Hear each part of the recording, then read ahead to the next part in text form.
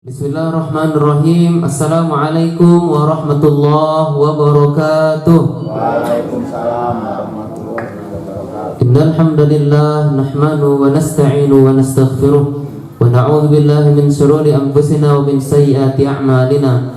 May yahdihillahu fala mudilla lahu wa may yudlilhu fala hadiya lahu. Asyhadu an la ilaha illallah wahdahu la syarika lahu wa asyhadu anna Muhammadan abduhu wa rasuluhu sallallahu alaihi wasallam la nabiyya ba'dah. Ya ayuhan nasu taqu rabbakum alladzi khalaqakum min nafsin wahidah wa khalaqa minha zawjaha wa bassa minhuma rijalan katsiran wa nisaa wattaqullaha alladzi tasaaluna bihi wal arham innallaha kana 'alaikum raqiba. Qala Allah ta'ala fi kitabil karim, a'udzu billahi minasyaitonir rajim. Syahrul Ramadan alladzi unzila fihi al-Qur'an hudan lin-nas wa bayyinatin minal huda wal furqan. Sadaqallahul azim. Hadirin jamaah musala taqwa yang dimuliakan oleh Allah Subhanahu wa taala, kembali kita bersyukur kepada Allah Subhanahu wa taala dengan sebenar-benarnya syukur, melaksanakan segala yang diperintahkan oleh Allah Subhanahu wa taala dan berusaha sekuat mungkin untuk meninggalkan segala larangannya. Kita bersyukur kepada Allah di Ramadan yang ke-26 ini Allah masih memberikan kita kesehatan, kekuatan untuk senantiasa melaksanakan ibadah di bulan Ramadan. Mudah-mudahan di sisa Ramadan yang tinggal beberapa hari lagi ini bisa kita optimalkan untuk terus meningkatkan keimanan kita kepada Allah Subhanahu wa taala. Salam dan salam semoga Allah sampaikan kepada kedua hasanah kita, Nabi besar Muhammad Rasulullah sallallahu alaihi wasallam. Allahumma shalli ala sayyidina Muhammad wa ala ali sayyidina Muhammad. Hadirin jamaah sekalian, pada pagi hari ini insyaallah kita akan mendengarkan kajian rutin bulan Ramadan di penghujung di pekan terakhir Ramadan dan terakhir pula jam kerja kita pada hari ini. Insyaallah kita akan mengangkat tema tentang istiqomah pasca Ramadan. Ya, istiqomah pasca Ramadan tema kita pada pagi hari ini. Adapun sesuai dengan acara kita pada pagi hari ini, pertama pembukaan, baiklah kita buka dengan membaca basmalah. Bismillahirrahmanirrahim. Kemudian kita lanjutkan dengan pembacaan tilawah Quran oleh Mas Arsan. Pada Mas Arsan kami persilahkan. Assalamualaikum warahmatullahi wabarakatuh. A'udzu billahi minasy syaithanir rajim. Bismillahirrahmanirrahim. Fala'allaka tarikum ba'du ma yuha ilaika wa dha'ikum bih وَضَائِكُمْ بِهِ صَدْرُكَ أَنْ يَقُولُوا لَوْلَا أُنْزِلَ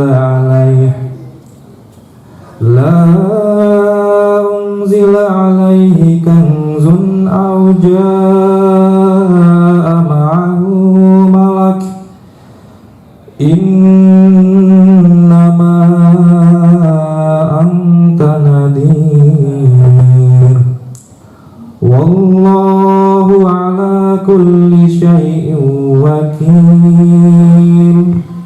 Am yaquluna iftarah qul fa'tu bi asyri suwarin mithlihi muftariyatin wad'u man istata'tum min dunillahi in kuntum shadiqin. Fa in lam yastajibu lakum fa'lamu annama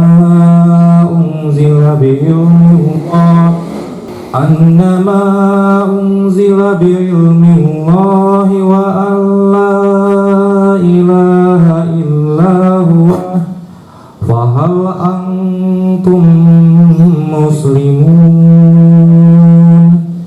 Man kana yuridul hayatad dunya wa zinataha nuwaffi ilaihim وزينتها نوفي إليهم أعمالهم فيها وهم فيها لا يبخسون أولئك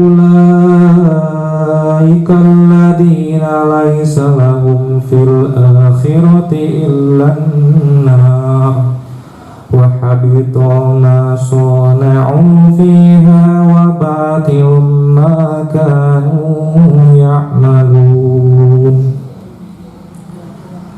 أفمن كان على بينات من ربه ويتلوه شاهد منه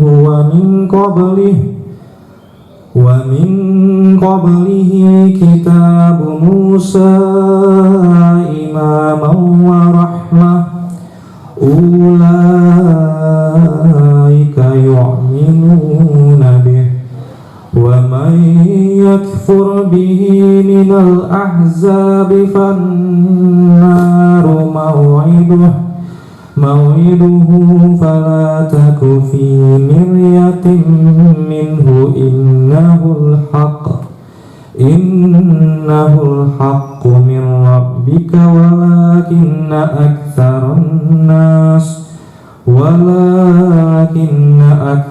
الناس لا يؤمنون صدق الله العظيم. Assalamualaikum warahmatullahi wabarakatuh.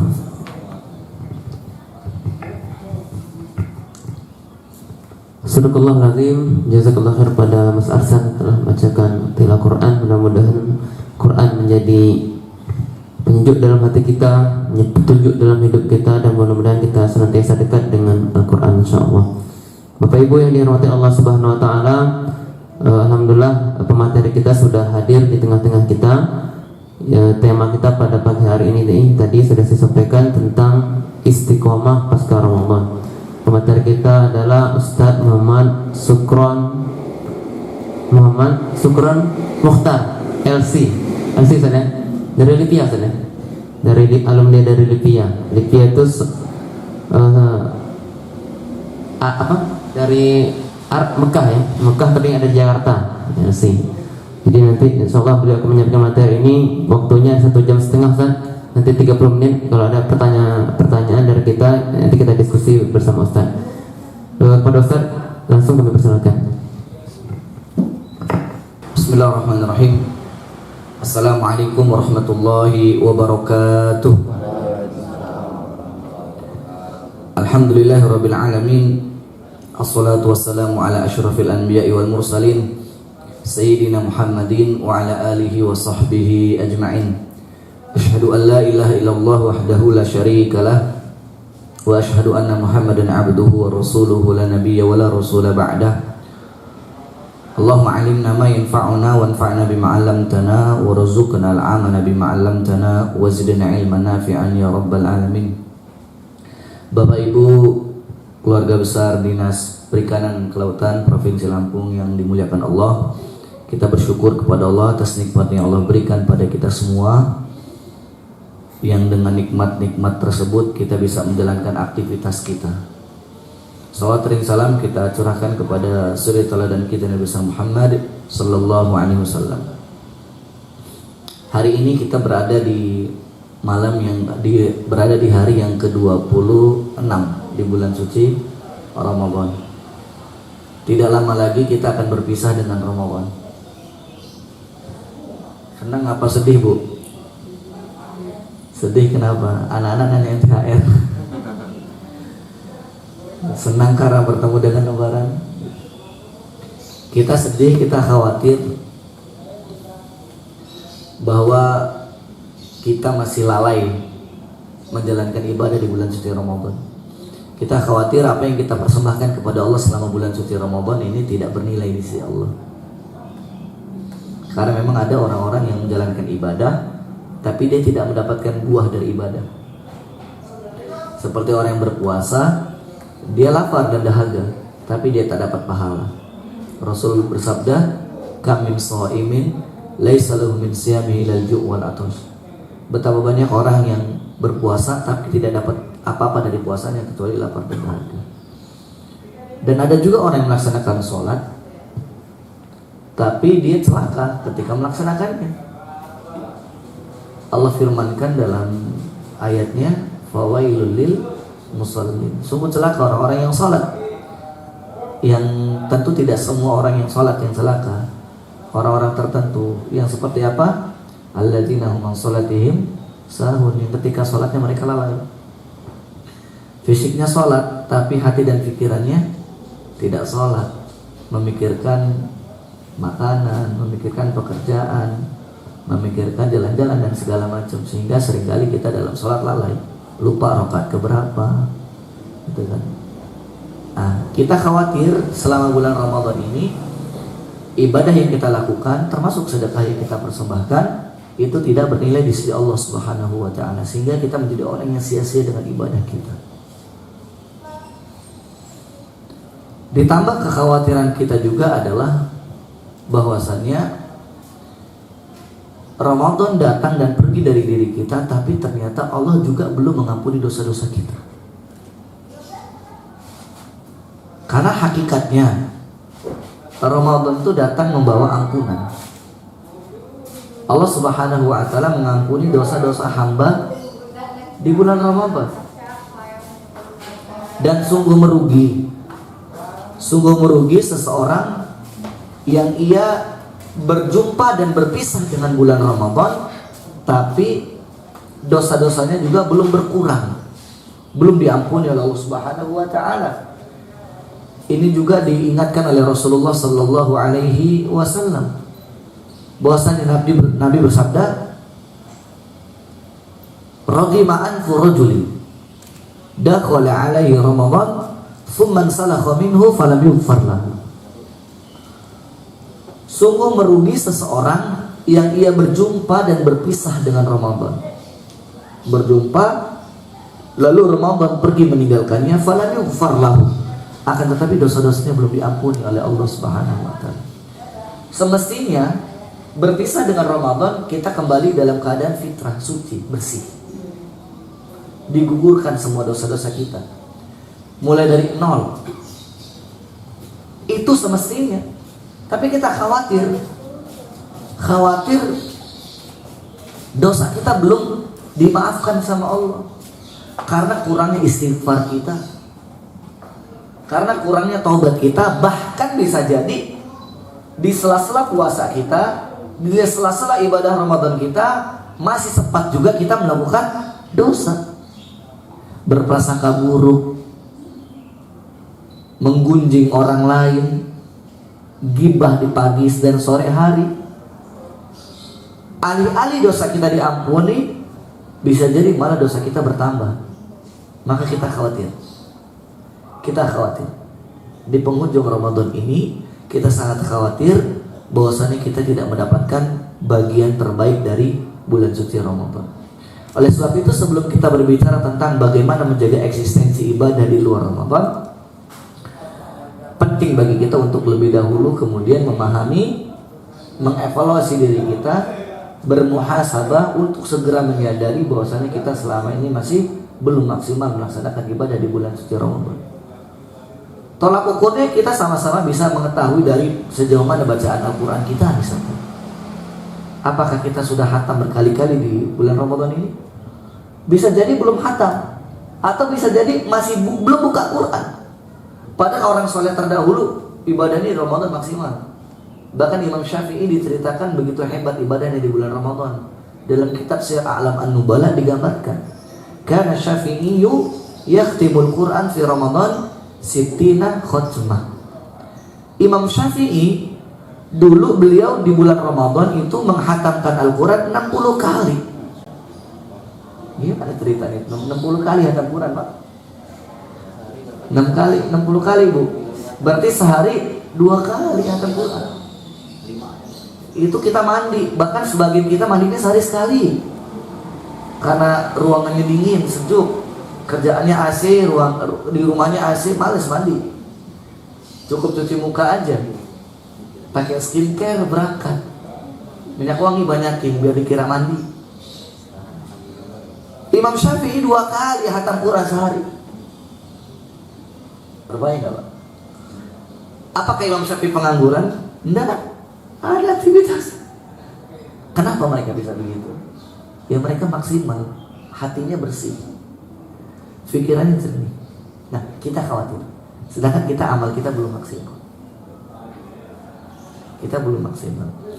Akan tetapi hadirin jamaah yang dimuliakan Allah Subhanahu wa taala, lantas kemudian sedih kita jangan terlalu lama. Sedih kita hanya untuk menyadarkan diri kita.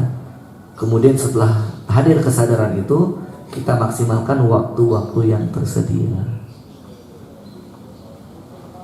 Waktu-waktu yang tersedia. Berarti masih ada berapa hari lagi nih Ramadan? 3 atau 4 hari lagi. 3 atau 4 hari maksimalkan sampai detik-detik terakhir.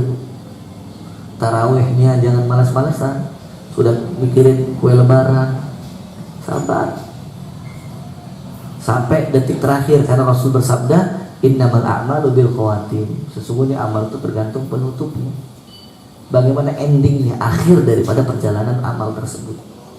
Nah kita perlu memaksimalkannya hadirin sekalian. Kita perlu memaksimalkannya sampai detik-detik terakhir. Apalagi ibadah ini adalah satu buah kebutuhan. Satu buah kebutuhan. Kenapa dikatakan kebutuhan? Saya akan sebutkan 2 dalil. Satu dari Al-Quran, satu dari hadis. Hadisnya juga hadis Qudsi, perkataan Allah. Yang pertama adalah memang tujuan besar kita hadir ke muka bumi ini untuk ibadah. Benar tidak? Tujuan hadir kita ke muka bumi ini untuk ibadah. Dalam satu ayat yang populer Quran surah Az-Zariyat, Allah berfirman, "Wa ma khalaqatul jinna wal insa illa liya'budun." Tidaklah aku menciptakan jin dan manusia kecuali agar mereka beribadah, menyembah diriku, kata Allah. Surah Az-Zariyat ayat 56. Dan terusannya apa kata Allah Subhanahu wa taala? Ma uridu minhum min rizqi wa ma uridu ayyut'imun.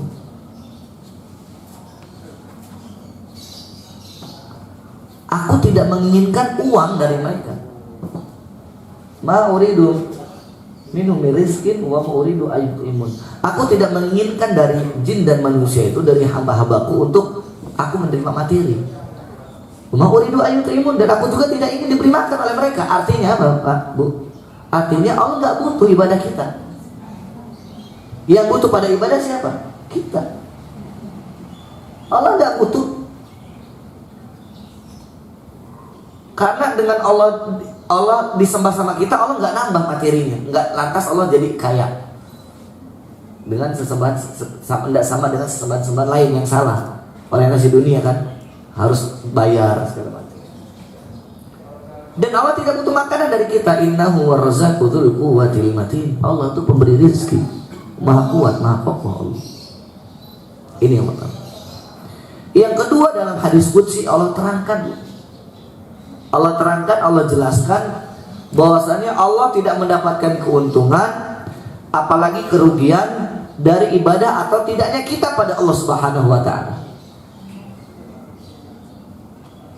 Allah katakan, ya ibadi, wahai hambaku, law anna awwalakum wa akhirakum wa insakum wa jinnakum ala atqa qalbi rajulin wahidin minkum ma zada dzalika fi mulki syai'a.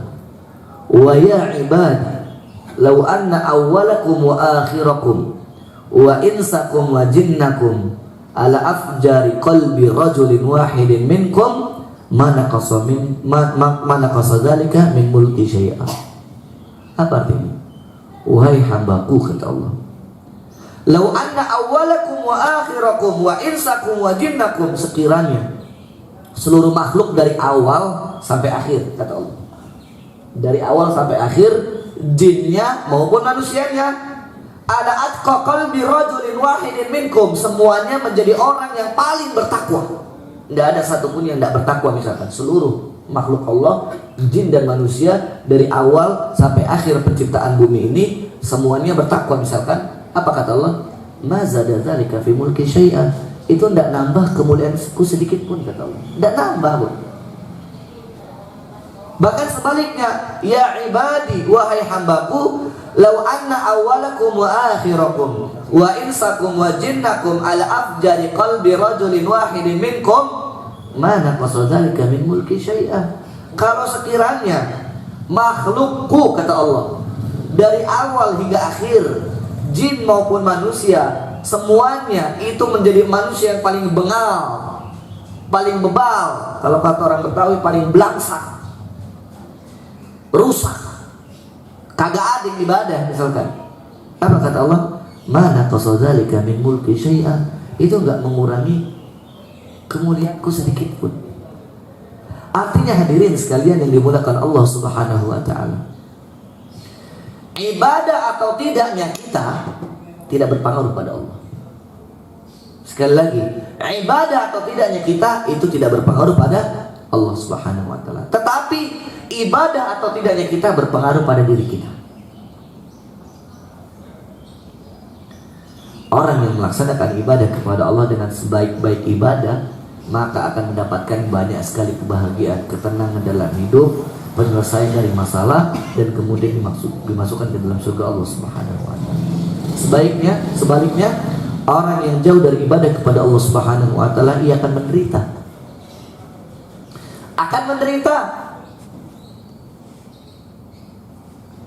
Apalagi nanti di akhirat dia akan menyesal. Contohnya, kita sebut beberapa hal yang terkait dengan peninggalan ibadah. Seperti orang yang meninggalkan baca Quran misalnya. Dalam Quran surah Thaha ayat 124 sampai 127 Allah gambarkan tentang kerugian orang yang jauh dari Quran. Ini orang yang nggak baca Quran, nggak belajar Quran, nggak mau dengarkan Quran. Kata Allah, wa man a'rada an dzikri fa inna lahu ma'isyatan danka wa nahsyuruhu yaumal qiyamati a'ma. Qala rabbi lima hasyartani a'ma wa qad kuntu basira. Qala kadzalika ataka ayatuna fanasitaha wa kadzalika al-yawma tunsa. Wa kadzalika najzi man asrafa wa lam yu'min bi ayati rabbih. Walam yu'min bi ayati rabbih. Jadi wa man a'rada an dzikri, barang siapa yang jauh dari zikir, jauh dari Quran. Ini orang-orang yang enggak baca Quran, orang-orang yang enggak belajar Quran. Ini Quran ini kan salah satu bentuk ibadah. Ini baru satu aja, Bu. Baru satu bentuk ibadah yang dia tinggalkan. Kata Allah, fa inna lahu ma'isyatan dunka, maka ia akan mendapatkan kehidupan yang sempit, sulit. Hidupnya punya masalah ekonomi. Kalau nggak masalah ekonomi, masalah rumah tangga, harmonisasi rumah tangga bermasalah. Kalau nggak punya masalah dalam rumah tangga, masalah dalam hubungan sosial. Pokoknya orang yang jauh dari ibadah, jauh dari Al-Quran pasti punya banyak masalah. Itu di dunia. Bagaimana di akhirat? Allah katakan, wa nahsyuruhu yaumal qiyamati a'ma. Nanti mereka itu Allah bangkitkan dalam keadaan buta. Buta, Bu. Buta di dunia aja kagak enak, benar tidak? Apalagi buta di akhirat. Sehingga mereka yang dibutakan oleh Allah bertanya, protes pada Allah, Rabbi lima hasyartani a'ma wa qad kuntu basira. Ya Allah, kenapa engkau bangkitkan aku dalam keadaan buta? Bukankah dulu di dunia aku bisa melihat? Dijawab oleh Allah, kadzalika atatka ayatuna fanasita. Itu karena dulu di dunia telah datang ayat-ayat kami, tapi kalian lupakan, tidak kalian baca, tidak kalian pelajari, tidak kalian pahami. Wa kadzalika al-yawma tunsa. Oleh sebab itu gentian hari ini kalian kami lupakan, kata Allah. Wa kadzalika najzi man asrafa lam yu'min bi ayati rabbih. Begitulah Allah membalas orang yang berlebihan dan tidak beriman pada ayat-ayat Tuhan. Wal adzabul akhirah asyaddu abqa. Dan azab di akhirat itu kekal dan pedih. Jadi dia akan mendapatkan azab di akhirat. Ini gambaran, Bu. Ini contoh saja. Meruginya kita ketika kita tidak beribadah kepada Allah Subhanahu wa taala. Jadi ibadah yang kita lakukan itu tidak berpengaruh pada Allah. Allah tidak bertambah atau berkurang kemuliaannya dengan kita ibadah atau tidak. Seluruh makhluk semuanya beribadah pada Allah, Allah tidak tambah mulia. Seluruh makhluk bermaksiat kepada Allah, Allah tidak akan hina. Tapi kita yang tidak beribadah pada Allah, kita akan hina dan akan menderita. Tadi di antara contohnya.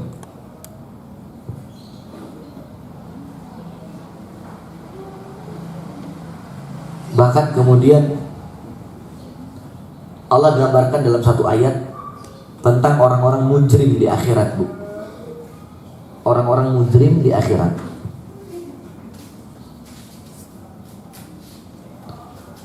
Mujrim itu pelaku dosa, pelaku maksiat. Di akhirat mereka menangis di hadapan Allah. Allah gambarkan walau tara idil mujrimuna nakisu ru'usahum 'inda rabbihim Rabbana absarna wa sami'na farji'na na'mal salihah inna muqinun, kata mereka.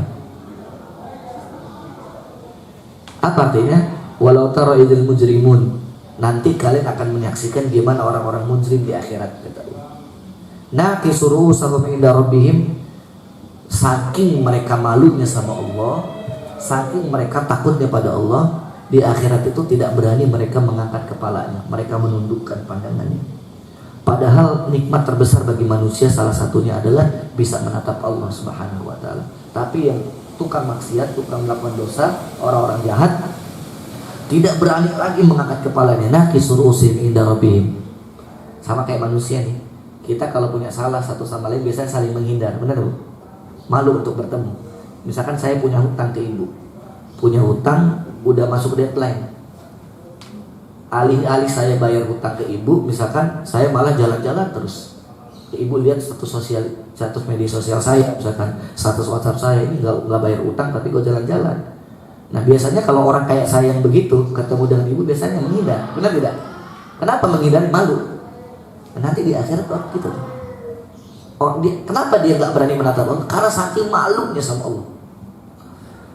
Nakisu ru'usihim 'inda rabbihim. Bahkan kemudian mereka menangis. Rabbana absarna wa sami'na, ya Allah, sekarang kami benar-benar telah menyaksikan dan kami benar-benar telah mendengar tentang azab, tentang surga, tentang neraka, semua tentang apa yang Allah katakan di dunia ini melalui ayat-ayat Al-Quran dan hadis-hadis Nabi SAW yang disampaikan oleh para dai. Kami sekarang telah tahu, ya Allah, hakikat apa yang terjadi di akhirat. Apa kata mereka? Farji'na na'mal salihah. Ya Allah, aku mohon ya Allah, kembalikan aku ke dunia sebentar saja. Aku ingin beramal ya Allah. Kembalikan aku ke dunia walau sesaat, aku ingin beribadah ya Allah. Inna muqinun. Sekarang aku benar-benar menjadi hamba-Mu yang yakin tentang akhirat-Mu ya. Sekarang orang yang gak ibadah gak paham, Bu. Mereka masih tertawa. Yang kagak sholat, kagak puasa di siang hari, gak ada alasan untuk gak puasa, sebenarnya masih kuat, bukan pekerja berat. Pagi-pagi sudah ngopi, ngudut, gitu kan ya. Kagak ada rasa malu, ada orang seruput, gitu kan. Di luar, bahkan di Ramadan bisa jadi dia meninggalkan ibadah lain. Hari ini dia nggak merasa, Bu. Hari ini dia nggak merasa. Dia senang, Pak. Santai aja, karena dia belum tahu. Sama kayak anak sekolah atau mahasiswa. Saat kuliah, misalkan mahasiswa, main-mainan, santai, gitu kan ya. Ini nggak tahu, belum ketahui akibatnya. Nanti ketahuan ketika masuk ujian. Waduh, bahan mana? Baru nyari bahan kuliah mana? Udah pas nilainya jatuh, bahkan jadi sampai di DO misalkan karena ada masalah satu dan lain hal. Biasanya orang kalau sudah di DO baru sadar ya. Ya Allah, bisa kembali lagi ya Allah di awal-awal semester dulu. Kan gitu ya. Sekolah misalkan dulu kita main-mainan, ketika kita gagal tidak naik kelas baru kita sadar. Balik lagi ya Allah. Ketika kita tidak diterima di sekolah favorit kita, di kampus favorit kita, baru kita sadar, minta kembali lagi. Selama belum terjadi situasi kegagalan itu, dia belum sadar, masih banyak main, kumpul, meninggalkan tanggung jawab dia sebagai pelajar dan mahasiswa, santai. Begitu juga nih hari ini manusia, meninggalkan kewajiban dia sebagai seorang muslim. Dia santai saja, dia berzina, dia bermaksiat, santai, ketawa, karena bagi mereka nggak ada efeknya, biasa saja.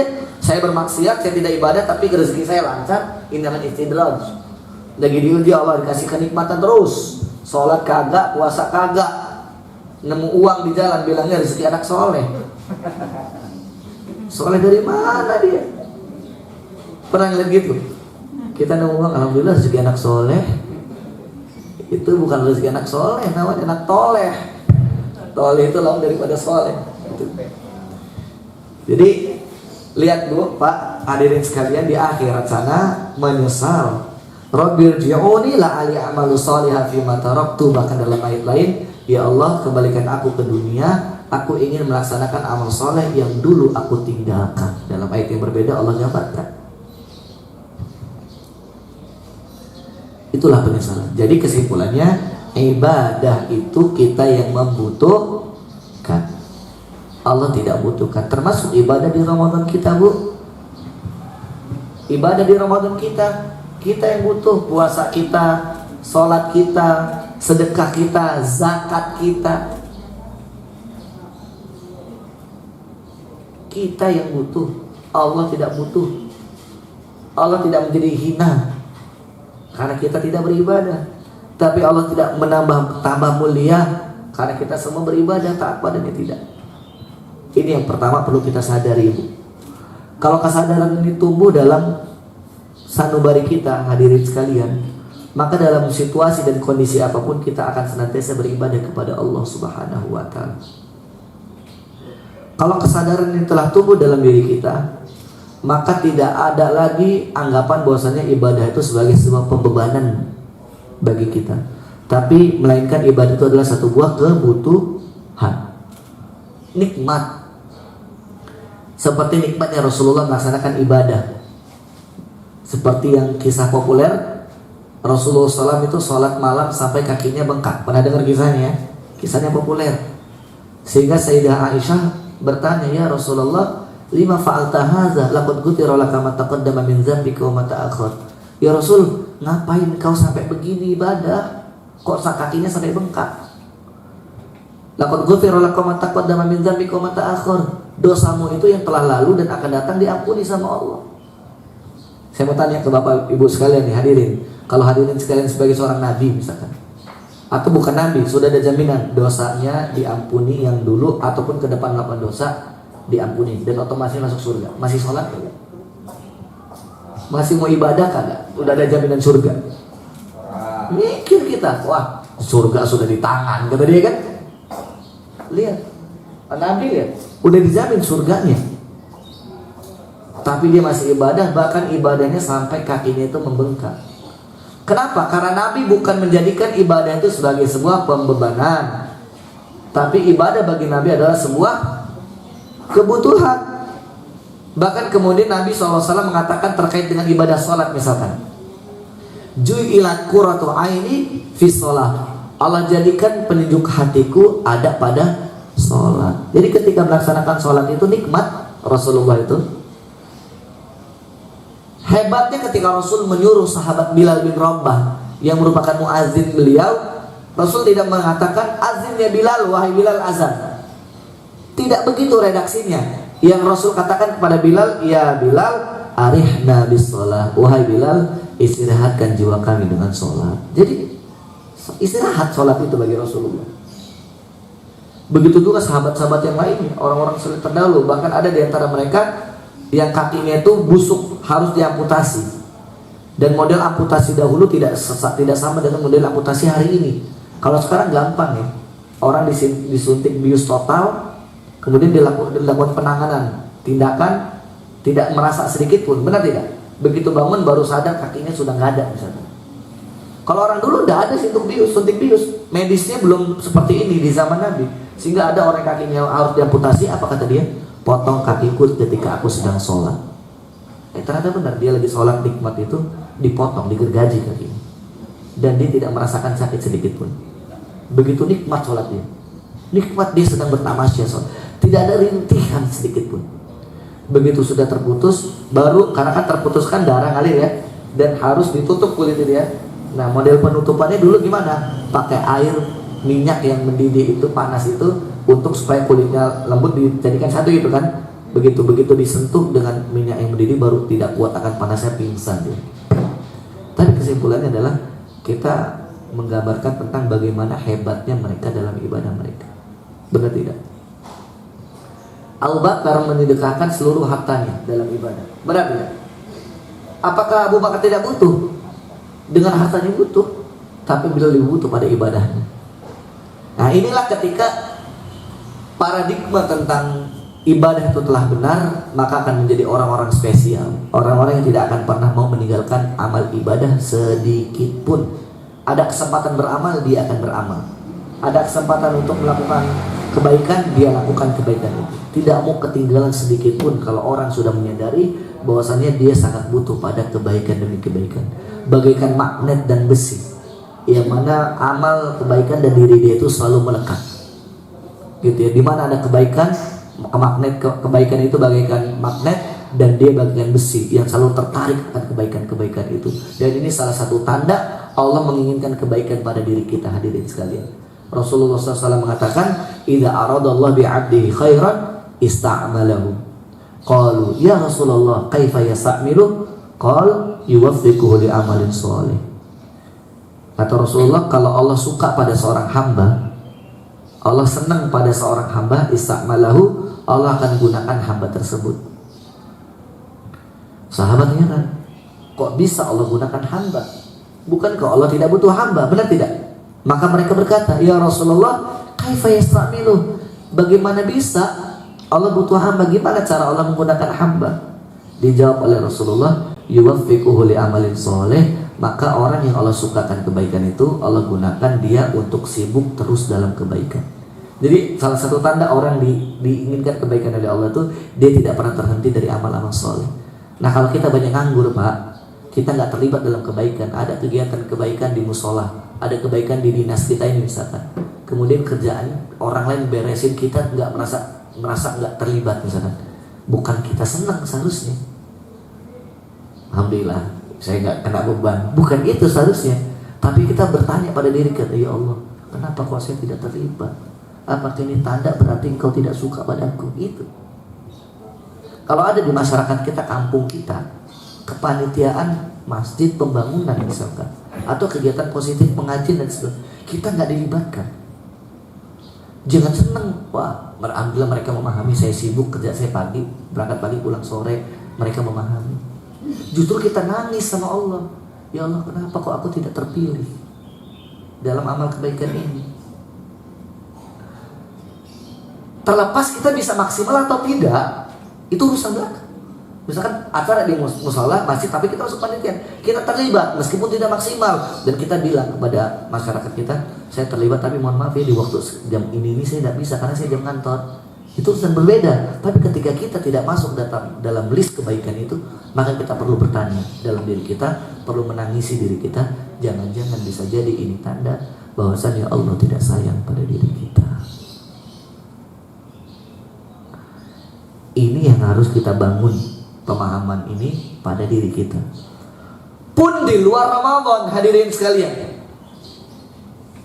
di luar Ramadan, kita harus menjadikan paradigma ini kekal pada diri kita.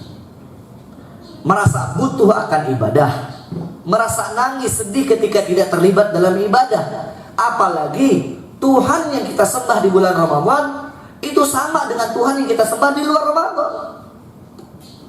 Tuhan kita bukan saja ada pada bulan Ramadan, sehingga kita takutnya pada Ramadan saja, baca Quran, nangis, istighfar, doa. Di luar Ramadan kembali melakukan dosa misalkan. Berarti orang yang seperti ini, dia menjadi hambanya Ramadan, bukan hambanya Ar-Rahman. Para ulama mengatakan, kun Rabbaniyan walatakun Ramadaniyan. Jadilah engkau hambanya Allah, bukan hambanya Ramadan. Siapa sih hambanya Ramadan? Yaitu orang-orang yang rajin ibadahnya pada bulan Ramadan saja.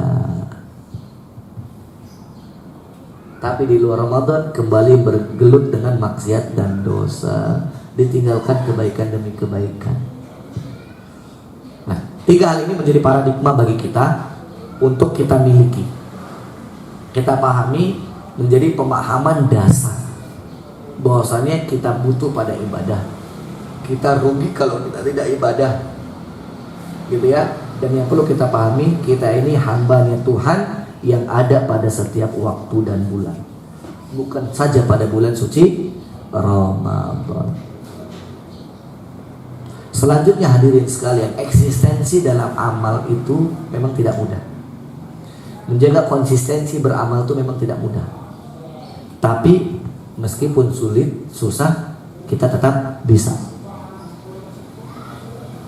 Tidak mudah, tapi kalau kita mau berupaya maka kita bisa.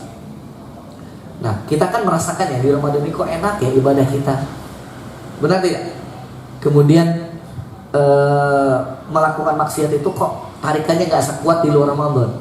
Di samping memang Allah Subhanahu wa taala membelenggu setan, Allah Subhanahu wa taala memudahkan kita untuk beramal, tapi di sisi lain ada aspek ikhtiar yang perlu kita pahami, bahwasanya segala sesuatu yang terjadi ini karena ada ikhtiar yang menjadikan alasannya kuat. Yang bisa kita lakukan kesimpulan untuk bagaimana kita menjaga amal kebaikan kita di luar bulan Ramadan. Bagaimana juga kita bisa konsisten dengan sholat kita, misalkan sholat malam di Ramadan ini kan setiap malam kita tarawih ya. Nah gimana di luar Ramadan kita tetap sholat malam meskipun tidak setiap malam. Misalkan di Ramadan kita bangun jam 3:30, 4 udah bangun, apalagi ibu-ibu lebih awal ya, karena nyiapin masakan dulu. Kok bisa gitu di luar Ramadan? Kenapa nggak bisa? Walaupun misalkan seminggu 2 kali, Senin dan Kamis misalkan, tentu bisa Pak. Kita juga puasa setiap hari, kok bisa?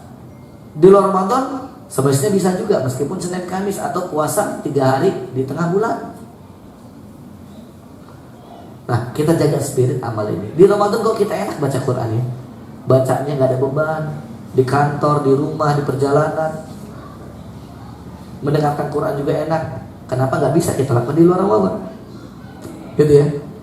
Nah, untuk konsisten akan amal hadirin sekalian, selain paradigma tadi kita bangun akan ibadah kita adalah kebutuhan kita, maka ada 5 hal yang sering saya sampaikan. Kalau kita ingin konsisten dalam amal kita, menjaga spirit amal kapanpun dan dimanapun, ada 5 hal yang perlu kita miliki, 5 hal yang perlu kita jaga hingga akhir hayat kita.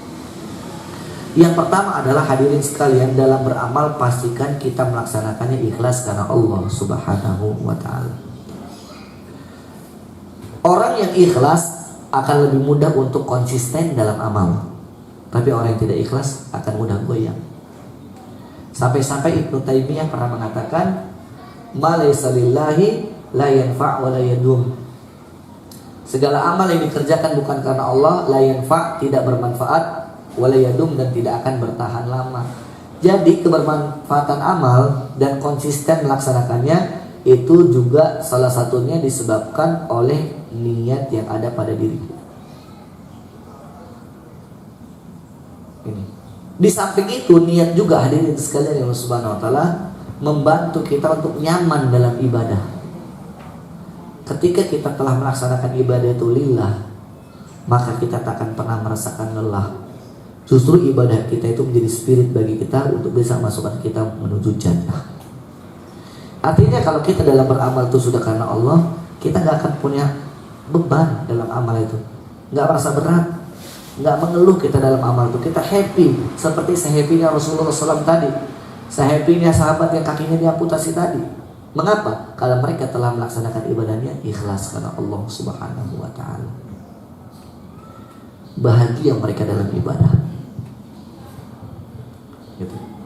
Maka yang pertama, pastikan kalau kita ingin ibadah konsisten, ingin istiqomah, termasuk membawa kebaikan di Ramadan ini di luar Ramadan, maka kita pahami kita perlu ikhlas dalam melaksanakan amal. Kalau ada sedikit pun niatan yang tidak baik untuk dipuji, niatan ingin dihargai, ingin mendapat reward, perbaiki diri. Karena sebagian ada yang rewardan gitu ya.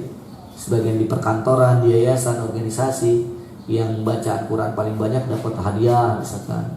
Atau kemudian reward ini itu. Boleh nggak? Boleh, sah-sah saja sebagai motivasi, sebagai sebuah spirit. Tapi jangan pula jadi niat utama untuk melaksanakan ibadah karena ingin mendapatkan reward tersebut. Gitu ya.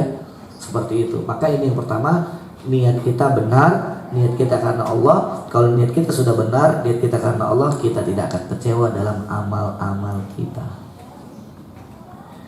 Selanjutnya, menjaga konsistensi kita adalah sertai diri kita dengan ilmu. Miliki ilmu. Hadirin sekalian, tidak sama orang yang beribadah dengan ilmu dengan orang yang tidak punya ilmu. Meskipun sama-sama ibadah, tidak sama orang yang puasa tahu tentang keutamaan puasa dengan orang yang tidak tahu, yang penting puasa saja. Gitu. Tidak sama orang yang kemudian melaksanakan sholat karena tahu tentang urgensinya dengan orang yang hanya ikut-ikutan saja. Tidak sama. Tidak sama misalkan antara wanita yang kemudian membangun menutup aurat karena terbangun kesadaran pada diri dia dengan yang hanya sekedar mengikuti modis saja misalkan. Tidak sama. Rasulullah SAW mengatakan wal farqu bainal alimi wal abidi kal farqi bainal qamari wa sairil kawakib. Perbedaan antara orang yang berilmu dan ahli ibadah meskipun dia rajin ibadah, kal farqi bainal qamari wa sairil kawakib, itu perbedaannya bagaikan bulan dan gugusan bintang. Jadi orang yang beribadah itu pahalanya tidak sama. Yang satu ibadah dengan ilmu, yang satu tanpa ilmu, sama-sama dapat kebaikan, sama-sama dapat pahala. Tapi orang yang beribadah dengan ilmu akan dapat kebaikan yang lebih. Umar bin Abdul Aziz mengatakan, man abadallah bi ghairi ilmin kana ma yufsidu aktsaru mimma yuslih. Barang siapa yang beribadah kepada Allah tanpa ilmu, kemungkinan rusaknya lebih besar daripada kemungkinan amal itu baik. Gitu ya. Nah, jadi kalau kita ingin konsisten adalah miliki ilmu. Biasanya ilmu itu menjadi kokoh. Misalkan kita ingin konsisten dalam bab apa? Kita ingin konsisten dalam bab sedekah. Baca buku terkait dengan sedekah. Dalilnya pahami kenapa kita harus bersedekah. Apa keutamaan sedekah? Baca bukunya. Jadi kita punya ilmu sehingga kita rugi kalau saya nggak bersedekah. Begitu. Kalau ingin dapat keutamaan, ingin konsisten dalam puasa, baca keutamaan orang yang berpuasa. Balasan Allah buat orang yang rajin berpuasa. Sehingga ketika kita ingin meninggalkan, kita nggak mau ketinggalan kebaikan. Ketika kita ingin konsisten dengan baca Quran, baca keutamaan tentang interaksi dengan Al-Quran dan lain sebagainya. Maka ingin konsisten dalam apapun, dalam amal kebaikan apapun, pastikan kita memiliki pengetahuan akan amal tersebut, sehingga ini menambahkan motivasi dan kekuatan amal pada diri kita. Gitu ya. Kemudian selanjutnya, bagaimana menjaga konsistensi amal ibadah setelah bulan Ramadan ini adalah bertahap dalam ibadah pada Allah. Jadi dalam ibadah itu perlu bertahap. Manusia itu mudah merasakan jenuh, Pak, Bu. Maka jaga konsistensi kita, jangan ngoyo. Dapat materi tentang keutamaan berinteraksi dengan Al-Quran, keutamaan baca Quran. Wih, langsung dia. Hari ini, mulai besok saya akan baca Quran sehari 10 juz. Bisa nggak? Bisa. Mungkin 3-4 hari dia bisa. Pekan kedua udah letoy, udah lemah, gugur dalam amal. Gitu ya? Jenuh hatinya. Hari ini dapat keutamaan menuntut ilmu, semangat, hadiri kajian, nyimaknya kajian aja. Ngoyo, pokoknya saya harus kajian sehari 5 kali. Mungkin hari-hari pertama bisa, tapi hari selanjutnya dia gugur, bahkan bisa jadi antipati dengan pengajian. Pun amal-amal lainnya. Maka bertahap. Misalkan terkait baca Quran, gimana konsisten baca Quran? Dikit-dikit aja dulu. Misalkan kita sanggupnya sehari selembar, nggak apa-apa selembar. Kira-kira seminggu 2 minggu kita konsisten, 3 minggu konsisten, setiap hari selembar nggak kita tinggalkan, tambah jadi 2 lembar. Konsisten, tambah lagi. Jadi bertahap. Kata para ulama, al-qalilu da'im khairun minal katsir al-munqati. Sedikit tapi konsisten itu lebih baik daripada banyak namun inkonsisten, terputus. Bahkan Rasulullah SAW kemudian menyabdakan, Inna ahabal a'mal ilallahi adwamuha wa in qalla. Sesungguhnya amal yang paling dicintai Allah adalah yang paling konsisten meskipun dia sedikit. Jangan ngoyo. Salat malam, bismillah, dapat keutamaan salat malam. Diangkat derajatnya oleh Allah Subhanahu wa taala, dimuliakan. Gitu ya. Wa sayakun wa minal laili fatahajjat bihi nafilatan lak. Wa asaya ba'asa rabbuka maqaman mahmuda. Di sepertiga malam hendaklah salat ibadah. Mudah-mudahan Allah akan mengangkat derajat dengan tersebut. Langsung kita diangkat derajatnya. Langsung semangat. Bismillah, setiap malam saya akan sholat malam, sholat tahajud sama witir 11 rakaat. Bener? Nggak lama ini orang yang punya spirit begini. Maka bertahap. Ingin beramal itu bertahap. Termasuk ngajarin anak-anak kita, adik kita. Jangan semuanya. Kata para ulama, man akhadha jumlatan zahabat minhu jumlatun. Barang siapa yang mengambil secara banyak, maka dia juga akan hilang cepat secara banyak. Perlahan-lahan saja. Bahkan para sahabat dulu belajar itu ya, belajar Quran satu halaman, tidak pindah ke halaman lain kecuali mereka sudah benar-benar paham, bahkan hingga mengamalkan amalan tersebut. Gitu. Jadi bertahap dalam beramal. Di luar Ramadan nanti bertahap, dikit-dikit aja. Senin Kamis. Jangan langsung tiba-tiba saya 30 hari aja bisa. Habis dari lebaran ini saya akan puasa puasa Nabi Daud, sehari puasa sehari tidak. Bagus, tapi kalau nggak siap persiapan biasanya nggak lama itu. Gugur langsung. Ngeliat teh manis di siang hari enak kayaknya. Teman-teman ngeruput es teh manis. Kita kok kagak. Akhirnya batal sekali nggak apa-apa lah. 2 hari lagi ngeliat teman makan bakso enak gitu kan. Lagi ini batal terus karena nggak siap, nggak ada latihan sebelumnya. Gitu.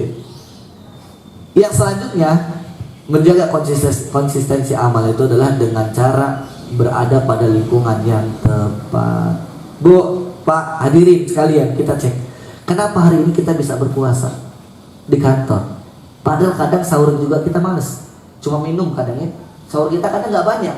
Apalagi udah masuk pekan kedua, 10 hari kedua, itu biasanya malas sahur. Udahlah, malas sahur, tidur aja di subuh aja. Gitu kan? Tapi anehnya kok kita kuat. Bener gak? Sampai maghrib kita bisa. Kenapa? Karena situasinya mendukung. Lingkungannya puasa semua enak. Tapi kalau Senin Kamis kadang-kadang kita udah niat puasa nih merah, udah makannya banyak, pagi ngeliat temen ngemil enak banget, udah batal dulu lah puasa sunnah ini kata kita kan. Sering kita gitu kan. Saya juga sering gitu. Udah niat puasa, kok jam lapar banget gitu, lapar padahal udah sahur. Kok lapar ya? Puasa sunnah ini batal lah gitu. Kenapa? Lingkungannya nggak kondusif. Benar tidak? Gitu. Kalau maka kita ciptakan lingkungan, Pak. Kita pengen konsisten baca Quran misalkan, maka kita gaul dengan orang yang biasa baca Quran. Kalau kita ingin konsisten baca Quran, menjadi ahli Quran, tapi kita gaul dengan orang yang tidak pernah baca Quran, ya nggak baca Quran kita. Gitu. Kita ingin konsisten bersedekah, kita gaul dengan orang yang komunitasnya sedekah. Konsisten dengan sholat, gaulnya dengan orang yang rajin sholat. Minimal adalah kita malu ketika dia sholat, kita nggak sholat. Nggak apa-apa pertama, nggak enak lah nggak sholat. Tapi lambat laun ikut sholat. Saya pernah ada lingkungan ceritanya, saya tuh dulu reuni alumni, ketemu dengan teman-teman saya SMP. Nah begitu SMP tuh ya saya nggak enak kan kalau saya tidak datang. Tapi saya datang pun menyesuaikan. Stylenya tidak juga, kemudian saya pakai baju koko, pakai baju kemeja rapi, pakai kopiah. Saya style ya menyesuaikan. Saya pakai jeans gitu ya, atau pakai celana chinos, kemudian pakai kaos, pakai kopi, menyesuaikan dengan lingkungan tersebut. Tapi kemudian nilai-nilai jangan sampai kita tinggalkan. Jadi unik saat itu ketika kumpul-kumpul azan zuhur, dan kemudian saya bilang, woi kita sholat dulu yuk. Sholat kita lanjutin ngobrolnya. Kagak enak mereka. Ayo sholat jalan tuh. Karena ada beberapa yang sudah saya kondisikan, teman-teman kita harus jaga sholatnya. Udah gitu kan, saya akan menggunakan pakaian. Ada teman-teman yang sudah baik, yang manggil saya Ustaz gitu kan, sudah tahu. Nah kemudian pas jalan di musola saya ngedenger diskusi unik di antara mereka. Tumben lu sholat kata dia kan, ngobrol berdua. Lu juga tumben lu sholat, tapi tidak ya lu kata dia kan. Enak ada Ustaz Syukran kata dia. Saya ketawanya lihat, hanya alasan sederhana. Alasan dia ikut sholat apa? Nggak enak ada saya. Karena lingkungan, Pak. Kan gitu kan? Nggak apa-apa, niat awal dia nggak enak ada kita. Tapi lambat laun jadi enak dia melaksanakan ibadah. Begitu juga kita. Kumpul dengan orang-orang yang baca Quran. Di ruang kerja kita rajin baca Quran, kanan kita baca Quran, kiri kita baca Quran, belakang depan baca Quran. Kira-kira kita sendiri main HP enak gak? Malu kita kan, kok pada baca Quran sendiri kita main HP misalkan. Saya yakin kita berhenti main HP-nya. Malu kita. Akhirnya walaupun HP buka aplikasi Quran, walaupun nggak enak, motivasinya hanya karena nggak enak. Benar nggak? Itulah pentingnya suasana.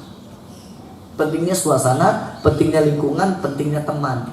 Rasul sampai mengingatkan kita, almaru ala dini khalilihi falyanzur ahadukum man yukhaliluh. Seseorang itu tergantung agama temannya, maka pastikan siapa yang menjadi teman kalian. Kalau kita gaul dengan teman-teman yang pesimis, orang yang lemah berpikirnya, ya kita ikut-ikutan, ragu, keraguan aja. Tapi kalau kita gaul dengan orang yang optimis, orang yang punya semangat, ikut-ikutan kita, yakin, bisa, ikut kita. Ini hanya soal lingkungan saja, hanya soal lingkungan dan situasi. Karena apalagi orang Arab sampai mengingatkan kita, Bu. Kata mereka, as-sahibu sahib imma ilal jannah wa imma ilal nar. Teman itu bakal menarik kita, bisa menarik ke surga atau menarik ke neraka, tergantung kita ini seperti apa. Maka siapa kita, hadirin sekalian, sesungguhnya itu bisa dipahami dari siapa lingkungan kita.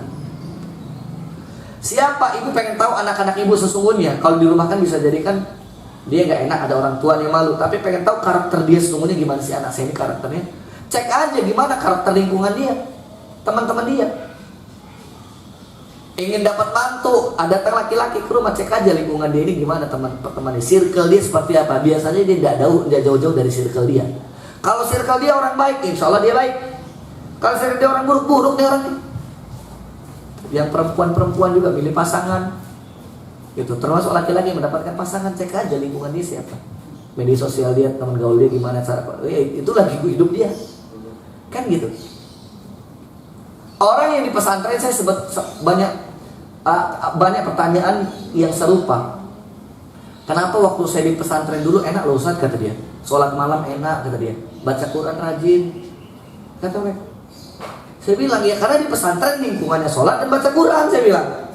Maka kamu enak baca Quran. Tapi kalau di luar pesantren itulah hidup sesungguhnya. Bisa nggak kamu membawa amal itu dalam nilai-nilai diri kalian? Itu juga kita di Ramadan, puasa kita enak. Di luar Ramadan kok puasanya berat. Gitu, maka ciptakan lingkungan yang sehat. Terakhir hadirin sekalian, pas 1 jam setengah saya mengambil 1 jam, kemudian setengahnya kita bisa berdiskusi kalau ada hal-hal yang perlu didiskusikan. Adalah kita perlu memperbanyak doa kepada Allah Subhanahu wa ta'ala. Hadirin sekalian, tidak akan menyesal kita berdoa, tidak akan rugi. Karena Rasulullah SAW pernah mengingatkan kita semua, ma min muslimin yada'u bida'watin laisa fiha ithmun wala qati'atur rahim illa a'tahu Allah ihda salasin. Tidaklah seorang muslim itu berdoa selama berdoanya dia tidak memutus tali silaturahmi dan tidak berdosa. Tidak memutus tali silaturahmi dan tidak berdosa, illa a'tahu Allah ihda salasin, kecuali Allah akan memberikan dia 1 dari 3 kemungkinan. 1 dari 3 kemungkinan. Kemungkinan pertama adalah imma an yu'ajjila lahu da'watahu, Allah percepat pengabulan doanya. Ini yang pertama. Pokoknya dikabulkan. Ini yang pertama. Minta hari ini dikabulkan, minta hari dikabulkan. Itu pilihan pertama. Kemungkinan kedua apa? Imma an yaddakhira lahu fil akhirah. Dia tidak dikabulkan sama Allah, tapi dia akan diganti sama Allah dengan yang jauh lebih baik di akhirat nanti. Jauh lebih baik diganti sama Allah di akhirat. Akan dia merasa bahagia nanti di akhirat. Ini yang kedua. Yang ketiga, tidak dikabulkan segera, tapi juga tidak diganti dengan yang lebih baik di akhirat. Tapi baik juga, apa itu? Imma an yusrifa anhu minasu'i mislihi, yaitu dia akan dijauhkan dari keburukan yang semestinya menimpa diri dia. Jadi semestinya kita dapat keburukan, tapi dengan sebab doa kita, maka keburukan itu Allah takdirkan tidak sampai ke anak kita. Artinya merugi gak kita berdoa? Maka kita doalah. Termasuk sombong bahkan orang yang tidak doa itu, merasa hebat dia, merasa tidak butuh Allah, ya kan? merasa tidak butuh Allah, maka kita berdoa apapun yang kita inginkan panjatkan ke Allah. Allah Maha mendengar. Termasuk keinginan untuk konsistensi dalam amal. Ya Allah, selama Ramadan ini aku rajin baca Quran ya Allah. Ya Allah, beri aku bimbingan hidayah agar aku bisa konsisten baca Quran di luar Ramadan. Ya Allah, selama Ramadan ini aku sudah bersedekah meskipun tidak banyak. Ya Allah, mudah-mudahan Kau terima ya Allah, dan bimbing aku untuk juga banyak melakukan sedekah di luar Ramadan. Terus jangan khawatir dengan doa. Bahkan Umar bin Khattab radhiyallahu taala anhu itu masuk Islamnya karena apa, Bu? Wasilahnya adalah tentu karena Allah, tapi wasilahnya adalah karena doanya Rasulullah Shallallahu Alaihi Wasallam. Siapa sih Umar dulu? Umar itu keras, tegas, pengen menggal leher Rasulullah, kemana mau pedang, mana Muhammad akan kupenggal lehernya. Itu Umar bin Khattab. Tapi Rasul mendoakan dia dengan cara khusus, didoakan oleh Rasul, Allahumma a'izzal Islam bi Umar bin Khattab. Ya Allah, muliakan Islam dengan bergabungnya Umar bin Khattab. Masuk Islam dia. Maka juga kita kalau doa itu khusus, Pak. Kita doakan keluarga kita, sebut namanya, nggak apa-apa, jangan secara umum ya keluarga. Khusus Nabi juga mengajarkan, gitu ya. Nah kita khusus juga dengan konsisten dengan amal apa, konsisten menutup aurat misalkan, konsisten untuk sholat, konsisten untuk apa, kita minta pada Allah Subhanahu Wa Taala. Kalau itu kita lakukan, dan paradigma di awalnya tadi telah benar, bahwasanya kita yang butuh ibadah, kita rugi kalau tidak ibadah, gitu ya. Dan kemudian ibadah itu tanda Allah suka pada kita, maka insya Allah Allah bimbing kita, Allah mudahkan kita untuk konsisten dalam amal ibadah kapanpun dan dimanapun dalam situasi apapun. Mudah-mudahan Allah SWT bimbing kita untuk mendapatkan hidayah, untuk senantiasa berada dalam lingkungan yang ibadah pada Allah Subhanahu Wa Taala. Saya rasa cukup sampai sekian apa yang ingin saya sampaikan. Mudah-mudahan yang singkat ini menjadi sesuatu yang bermanfaat. Jika nanti ada hal-hal yang kiranya ingin diperjelas atau perlu dipertanyakan, maka kami berikan kesempatan. Tapi jika sudah jelas ya nggak perlu ditanya lagi ya. Memperjelas sesuatu yang jelas itu malah membingungkan. Wallahu a'lam bishawab. Ada nolaikan jemain bila tabilayah. Wallahu muwaffiq ila thoriq. Wassalamualaikum warahmatullahi wabarakatuh. Syukran Allah pada Ustaz yang telah menyampaikan materinya pada pagi hari ini. Baik Bapak Ibu, kalau ada ingin bertanya, ada dari Ibu. Assalamualaikum Ustaz. Mau nanya terkait kajian tadi hari ini. Bagaimanakah kita bisa tahu nih ibadah kita ini apakah sudah diterima oleh Allah Subhanahu Wa Taala atau tidak? Dengan tadi kan kata Ustaz kita berusaha berikhtiar nih, kita sholat, ngaji, sedekah segala macam, tapi ada nggak sih tanda-tandanya kita tuh sudah diterima atau belum? Karena memang khusus untuk saya kan mungkin saya masih banyak kekurangan beribadah, konsistensi mungkin masih belum bisa lah. Jadi terus tips-tipsnya biar kita bisa lebih konsisten lagi dalam beribadah itu gimana Pak Ustadz ya? Terima kasih. Assalamualaikum warahmatullahi wabarakatuh. Waalaikumsalam warahmatullahi wabarakatuh. Pertanyaannya bagus sekali gitu ya, dan ini penting buat kita agar kita tahu standar kita ini udah diterima belum sih amal kita sama Allah gitu ya. Secara khusus tidak ada dalil khusus, secara umum tidak ada dalil khusus yang menyebutkan tentang tanda seseorang melaksanakan ibadah dan ibadah diterima itu A, B, C, D dan seterusnya. Tidak ada. Tapi sinyalemen tersebut ada melalui ungkapan para ulama, gitu ya. Tapi dalil khusus yang menyebutkan tidak ada. Apa yang menjadi sinyalemen tersebut? Para ulama punya satu kaidah bahwa kata mereka, inna min jazail hasanati al hasanatu ba'daha wa jazaa'u sayyiati as sayyiatu ba'daha. Sesungguhnya balasan dari perbuatan baik, ya, balasan dari perbuatan baik adalah Allah mudahkan untuk melaksanakan kebaikan lainnya. Sebagaimana juga balasan dari perbuatan buruk, Allah antarkan dia pada perbuatan buruk lainnya.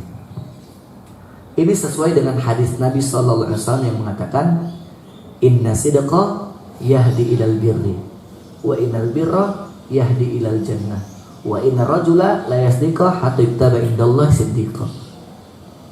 Sesungguhnya kejujuran itu mengantarkan pelakunya pada perbuatan baik, pada kebaikan. Dan kebaikan itu mengantarkan seseorang pada surga. Dan tidaklah seseorang itu jujur hingga dia kemudian menjadi siddiq, ahli jujur. Sebagaimana juga dusta, innal kadhiba, sesungguhnya perbuatan dusta itu yahdi ilal fujur, dia mengantarkan kepada perbuatan buruk.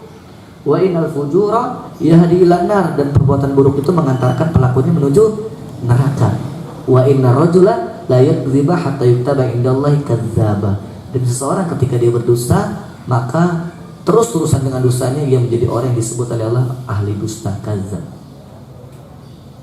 Jadi kesimpulannya, kalau ibadah kita diterima Allah adalah kita semangat melaksanakan ibadah lain. Salah satunya misalkan kita sering melihat atau mendengar istilah ketika orang melaksanakan ibadah haji, haji yang mabrur. Benar ya? Semoga menjadi haji yang mabrur. Apa sih tanda orang yang hajinya mabrur itu? Haji mabrur itu haji yang baik, haji yang diterima. Apa sih tandanya? Setelah melaksanakan haji, dia konsisten dengan amal-amal ibadahnya. Bukan ketika setelah haji, Pak Haji tapi berjudi, Pak Haji tapi berzina, gitu ya. Pak Haji tapi malas-malasan sholat, Bu Haji tapi meninggalkan sholat. Bukan begitu. Nyatanya di masyarakat banyak ya, gelar ibadah haji hanya untuk kemudian dapat hanya saja di depan. Bahkan kemudian dipanggil nggak nengok kalau nggak pakai hajinya. Pak Syukron, diam. Pak Haji Syukron, iya. Kan gitu kita ya. Nah itulah kita masih salah dalam orientasi, bukan penyebutan. Haji itu apa sih? Tahu sejarah adanya gelar haji, Bu? Sejarahnya gelar haji itu di zaman Belanda. Dan gelarnya haji itu hanya ada di Indonesia. Kemudian masuk ke Asia Tenggara lainnya, ke Malaysia ada, di Ketuan Haji ada. Kenapa asal muasalnya itu yang ngasih gelar haji itu company Belanda. Untuk apa mereka ngasih gelar haji itu? Untuk mengukur yang mana Islamis, yang mana Islamis sejati, yang mana orang tangguh, yang mana tidak. Karena bagi mereka yang telah melaksanakan ibadah haji itu pasti orang yang spesial Islamnya. Mengapa? Karena ibadah haji dulu nggak sama dengan ibadah haji sekarang. Harus ngumpulin uang lama dan melakukan perjalanan jauh berbulan-bulan naik kapal dan belum ada jaminan pulang. Benar tidak? Berarti untuk melaksanakan ibadah sampai merelakan hal begitu, ini pasti orang hebat gitu. Maka untuk mengetahui orangnya yang mana dikasih gelar haji. Gitu. Haji. Walaupun akhirnya kita kalau ke tanah suci, kalau ibadah, pedagang manggilnya haji juga, yang umroh, yang haji itu kalau dagang ya haji. Khamsariah kan mereka kan yang umroh yang haji itu akan tahu hal itu. Gitu, itu sejarahnya adanya haji. Tapi nggak masalah, itu sebagai sebuah pemuliaan, bukan berarti nggak boleh gelar haji begitu. Tapi asal muasalnya ke sana, bukan berarti kemudian kita karena udah haji dipanggil nggak pakai gelar hajinya kagak nengok, jangan pula gitu ya. Seperti itu. Jadi gitu Mbak ya. Kalau tanda ibadah kita diterima sama Allah adalah kita dibimbing oleh Allah untuk mudah melaksanakan amal lainnya. Termasuk ibadah Ramadan kita terima gimana? Konsisten amal setelah bulan suci Ramadan. Gitu ya. Wallahu a'lam bishawab. Baik, ada lagi Bapak Ibu yang mau bertanya? Assalamualaikum warahmatullahi wabarakatuh. Saya Rita, Pak. Nah, dalam kesempatan ini ada yang saya tanyakan berkaitan dengan ibadah kita, khususnya sholat. Ini sepertinya sholat ini benar-benar yang tertinggi ya, teratas untuk kehusukan. Kebanyakan dari kita ini masih belum husuk. Begitu juga saya, Pak. Terus terang aja, untuk menjalani husuk itu kayaknya husuk itu susah. Karena apa? Semua orang pasti akan menginginkan kehusukan dalam sholat. Tetapi kenyataannya kita selalu digoda oleh yang namanya syaitan. Nah, disinilah apa sih dan bagaimana sih supaya husuk itu memang benar-benar kita jalani dalam melaksanakan sholat ini. karena rata-rata khususnya sesaat saja setelah takbiratul ikram mulai tuh otak ini jalan ke sana ke sini di pekerjaan dapur, pekerjaan rumah. Nah itu yang sangat kita yang ya dibenci lah sama si pelaku ini ya. Karena apa?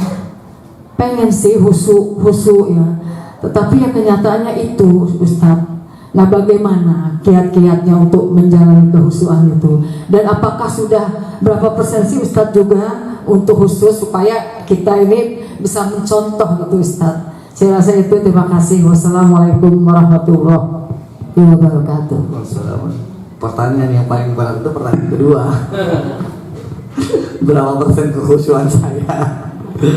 Justru saya nggak bisa menilai juga. Saya rasa kalau saya mengatakan saya khusyuk itu klaim, benar tidak?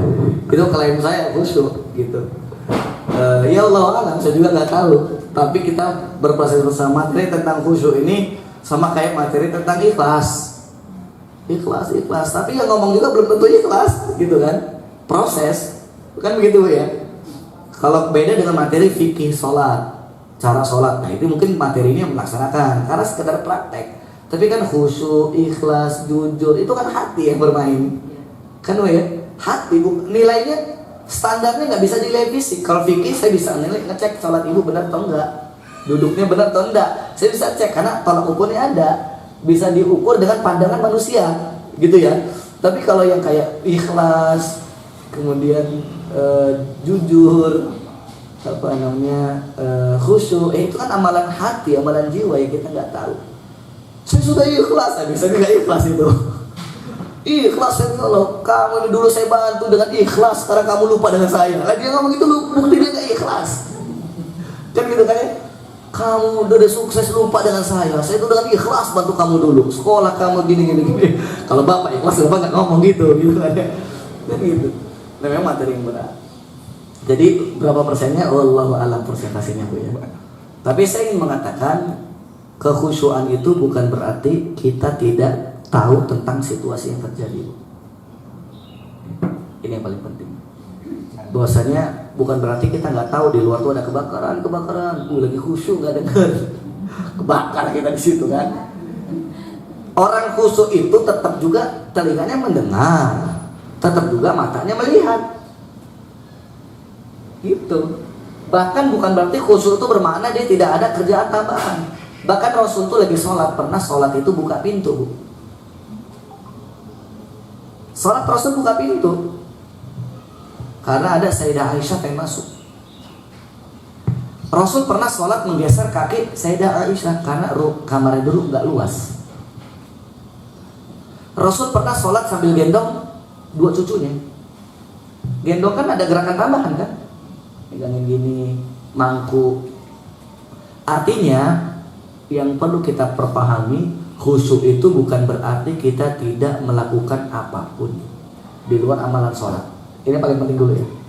Misalkan nyamuk, teman kita mentok gini, nggak khusyuk kamu ini. Ya bukan nggak khusyuk, sakit digigit nyamuk itu, gitu kan? Bukan berarti digigit nyamuk diam aja kita. Gitu, itu maksud saya.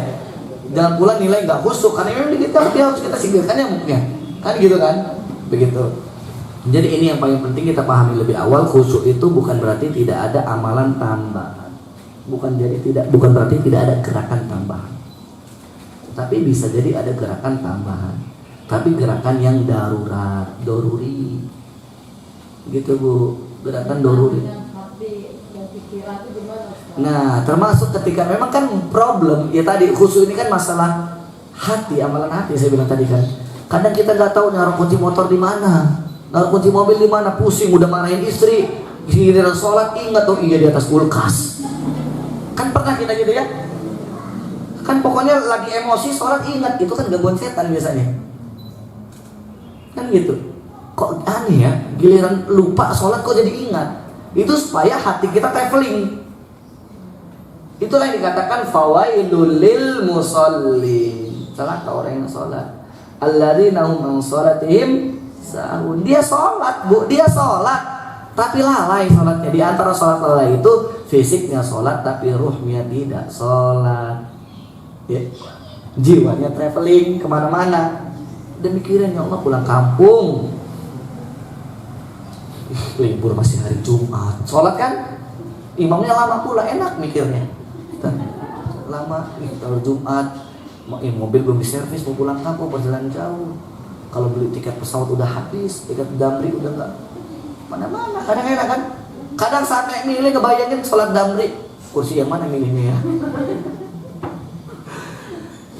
Kok saya bisa tahu? Ya saya juga merasakan, Bu. Gitu, Bu. Jadi ya itu pengalaman ini kadang kita kadang apalagi ya habis habis sholat ada urusan dikit, ke bawah urusan itu ke sholat. Ibu lagi ribut dengan suami, ribut-ribut akur. Ya, ribut akur. Suami itu kan gitu ya. Ribut-ribut pagi, ribut sore udah makan bareng. Kan gitu, ribut-ribut akur gitu kan, marah-marah biasa, marah-marah cinta gitu, Bu ya. Habis marah, sholat ke bawah, keselnya dengan suami, mikirin suami, suamiku kesel, bikin kesel aja gitu nih.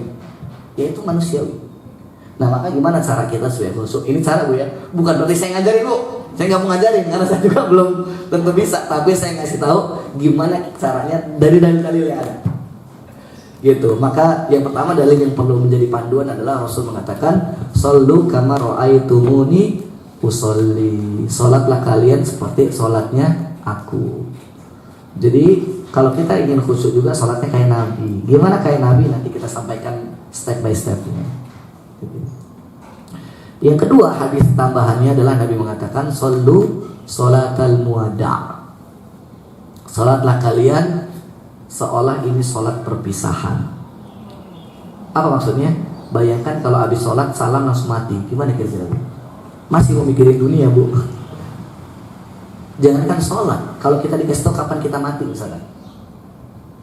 misalkan besok pagi kita mati jam 6 pagi misalkan gitu ya, kita wafat, kira-kira kita mau banyak tidur gak hari ini? Enggak, mau jalan ke pasar juga udah males, pengennya zikir, baca Quran, bener gak? Doa, nangis, muhasabah, karena tahu kita mau wafat, bener? Malam nanti juga kita bisa begadang, sholat. Walaupun ngantuk kita tahan, benar nggak? Nah, itulah misterinya. Karena satu manfaatnya kenapa wafat kita tidak dikasih tahu sama Allah.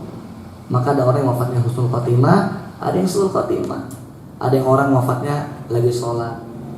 Ini di Ramadan ini aja ada tuh video yang beredar, lagi sholat bapak-bapak, secara penampilan dia nggak ada penampilan orang sholat biasa, bukan orang istimewa. Mungkin ketika ketemu orang juga nggak melirik dia terlalu lama karena bukan orang hebat.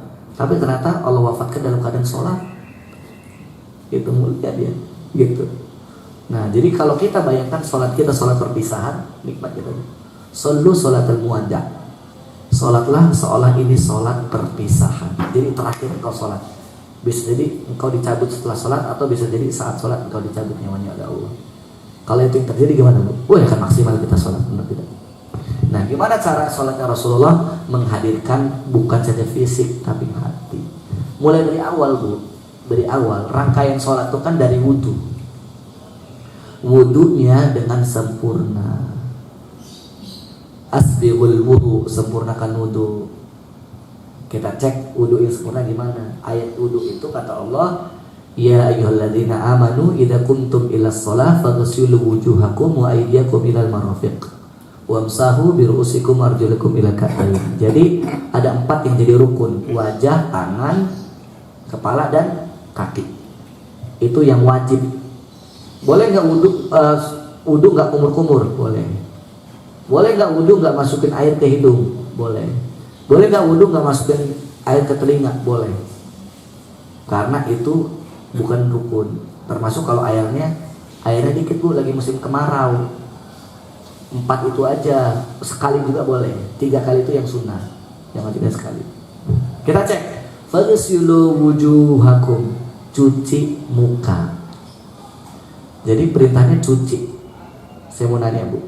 Saya punya baju, ini apa namanya, masker. Masker saya ini misalkan, saya pengen nanya, yang mana yang dikategorikan mencuci? Yang pertama, saya ambil air ini, ya. Atau yang kedua, saya ambil air, kemudian saya ucuk-ucuk. Yang pertama, yang kedua yang cuci.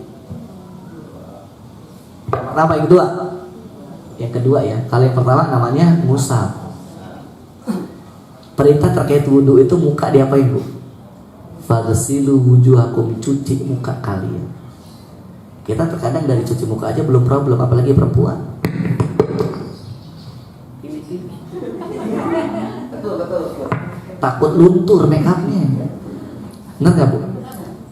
Wah tuh tahu aja, tahu kan. Ini problemnya perempuan kalau wudhu di muka. Ngambil air dikit, diusap sama dia. Bahkan pilih tempat-tempat tertentu. Ibu ya, karena kata Nabi kesempurnaan sholat dan kesempurnaan wudhu. Wudhunya benerin dulu. Gitu.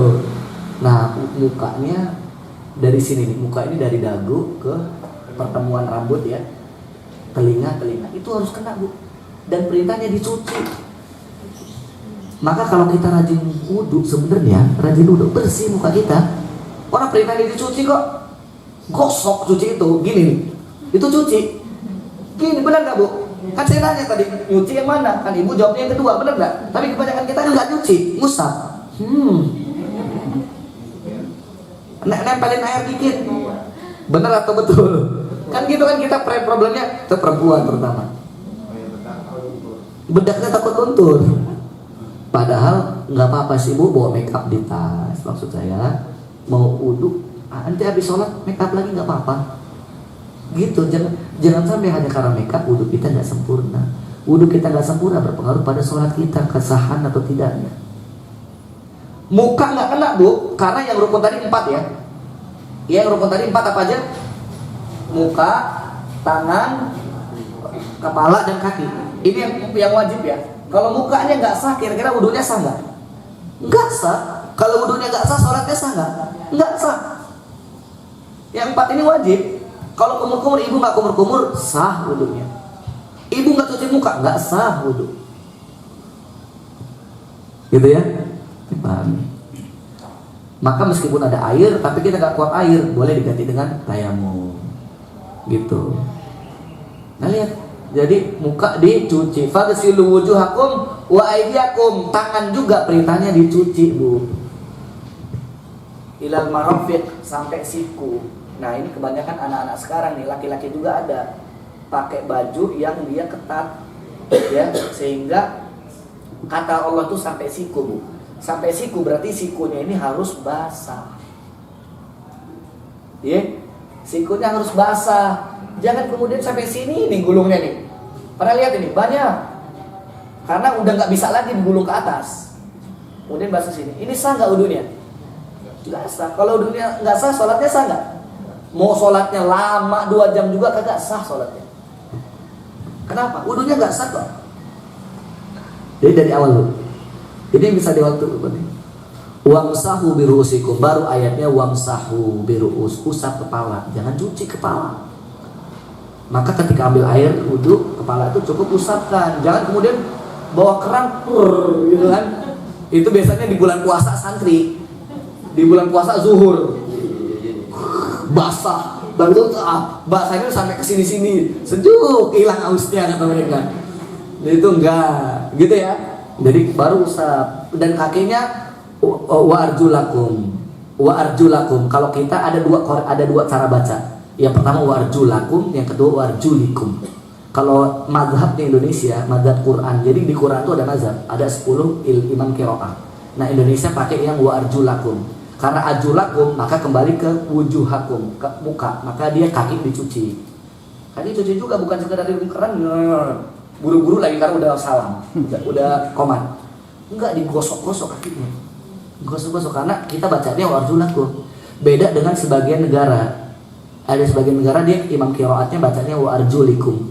Maka sama kayak ruusikum. Dia kakinya cukup usap aja, ambil air usap.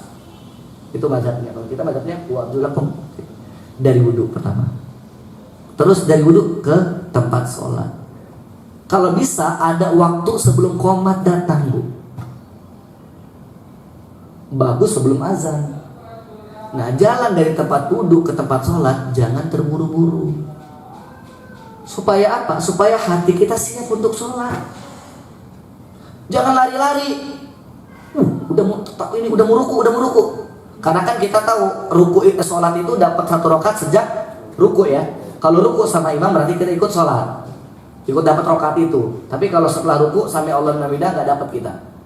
Nah maka karena ada orang saking ininya lari-lari, duduk, bahkan sajadahnya 3 langkah lagi dia baru mau sampai, takut nggak kebagian ruku, dia ruku di situ, terus maju, lopor, supaya kebagian ruku dia. Nah ini ada gini.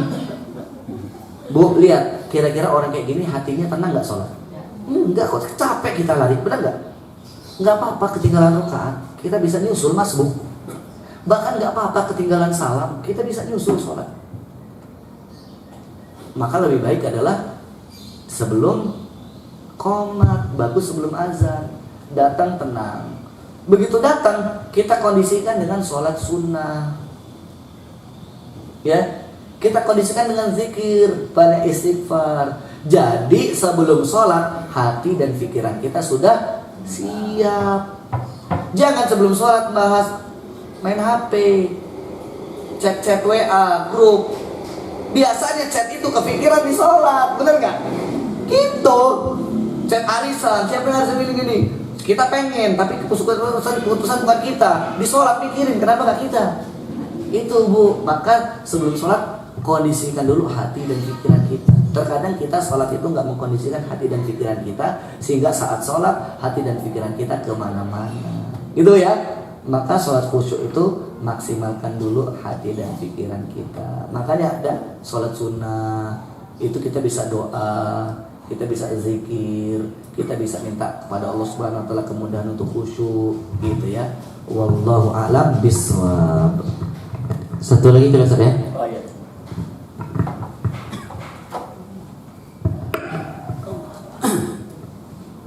Assalamualaikum warahmatullahi wabarakatuh Pak Ustaz. Saya Julfikar. Ini saya ingin menanggapi pertanyaan Bu Rita tadi soal bagaimana cara agar sholat kita lebih khusyuk. Ini tapi kalau salah ya mohon dibenarkan Ustadz ya. Ini saya pernah mendengar salah satu kiat-kiat atau caranya agar sholat kita bisa lebih khusyuk itu dengan hati, pikiran dan seluruh panca indera kita bekerja sama. Jadi kita mulai dari bacaan kita hayati dengan hati kita, kemudian telinga kita atau panca indera pendengaran kita itu mendengarkan bacaan kita itu betul atau tidaknya terus panca indera penglihatan kita atau mata itu mengamati gerakan kita, gerakan sholat kita atau istilahnya miring atau bagaimana gitu. Itu salah satu kiat-kiatnya. Ini kalau salah mohon dibenarkan Ustaz. Ini saya menanggapi, tapi pertanyaan saya yang pertama ini gini Ustaz. Mendengarkan tausiah dari Ustaz tadi, menyimak yang kata Ustaz itu dalam hadis qudsi atau hadis rahasia itu Allah mengatakan bahwa ibadah kita itu umat manusia itu tidak menambah kemuliaan atau kemudaratan bagi Allah. Jadi kita mau bandel, kita mau taat itu nggak menambah kemudaratan bagi Allah. Yang jadi pertanyaan saya, kalau begitu apa alasan Allah menciptakan manusia? Itu pertama. Pertanyaan saya kedua,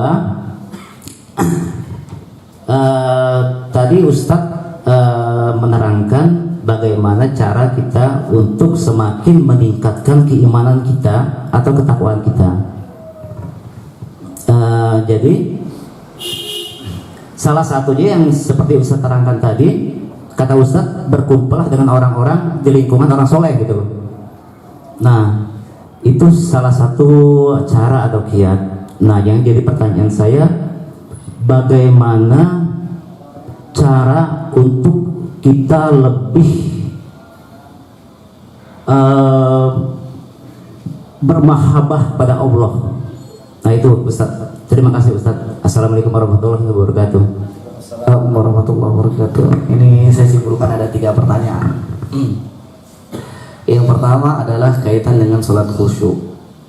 Benar nggak kalau sholat khusyuk itu di antara kiatnya adalah kita sambil membayangkan gerakan sholat kita.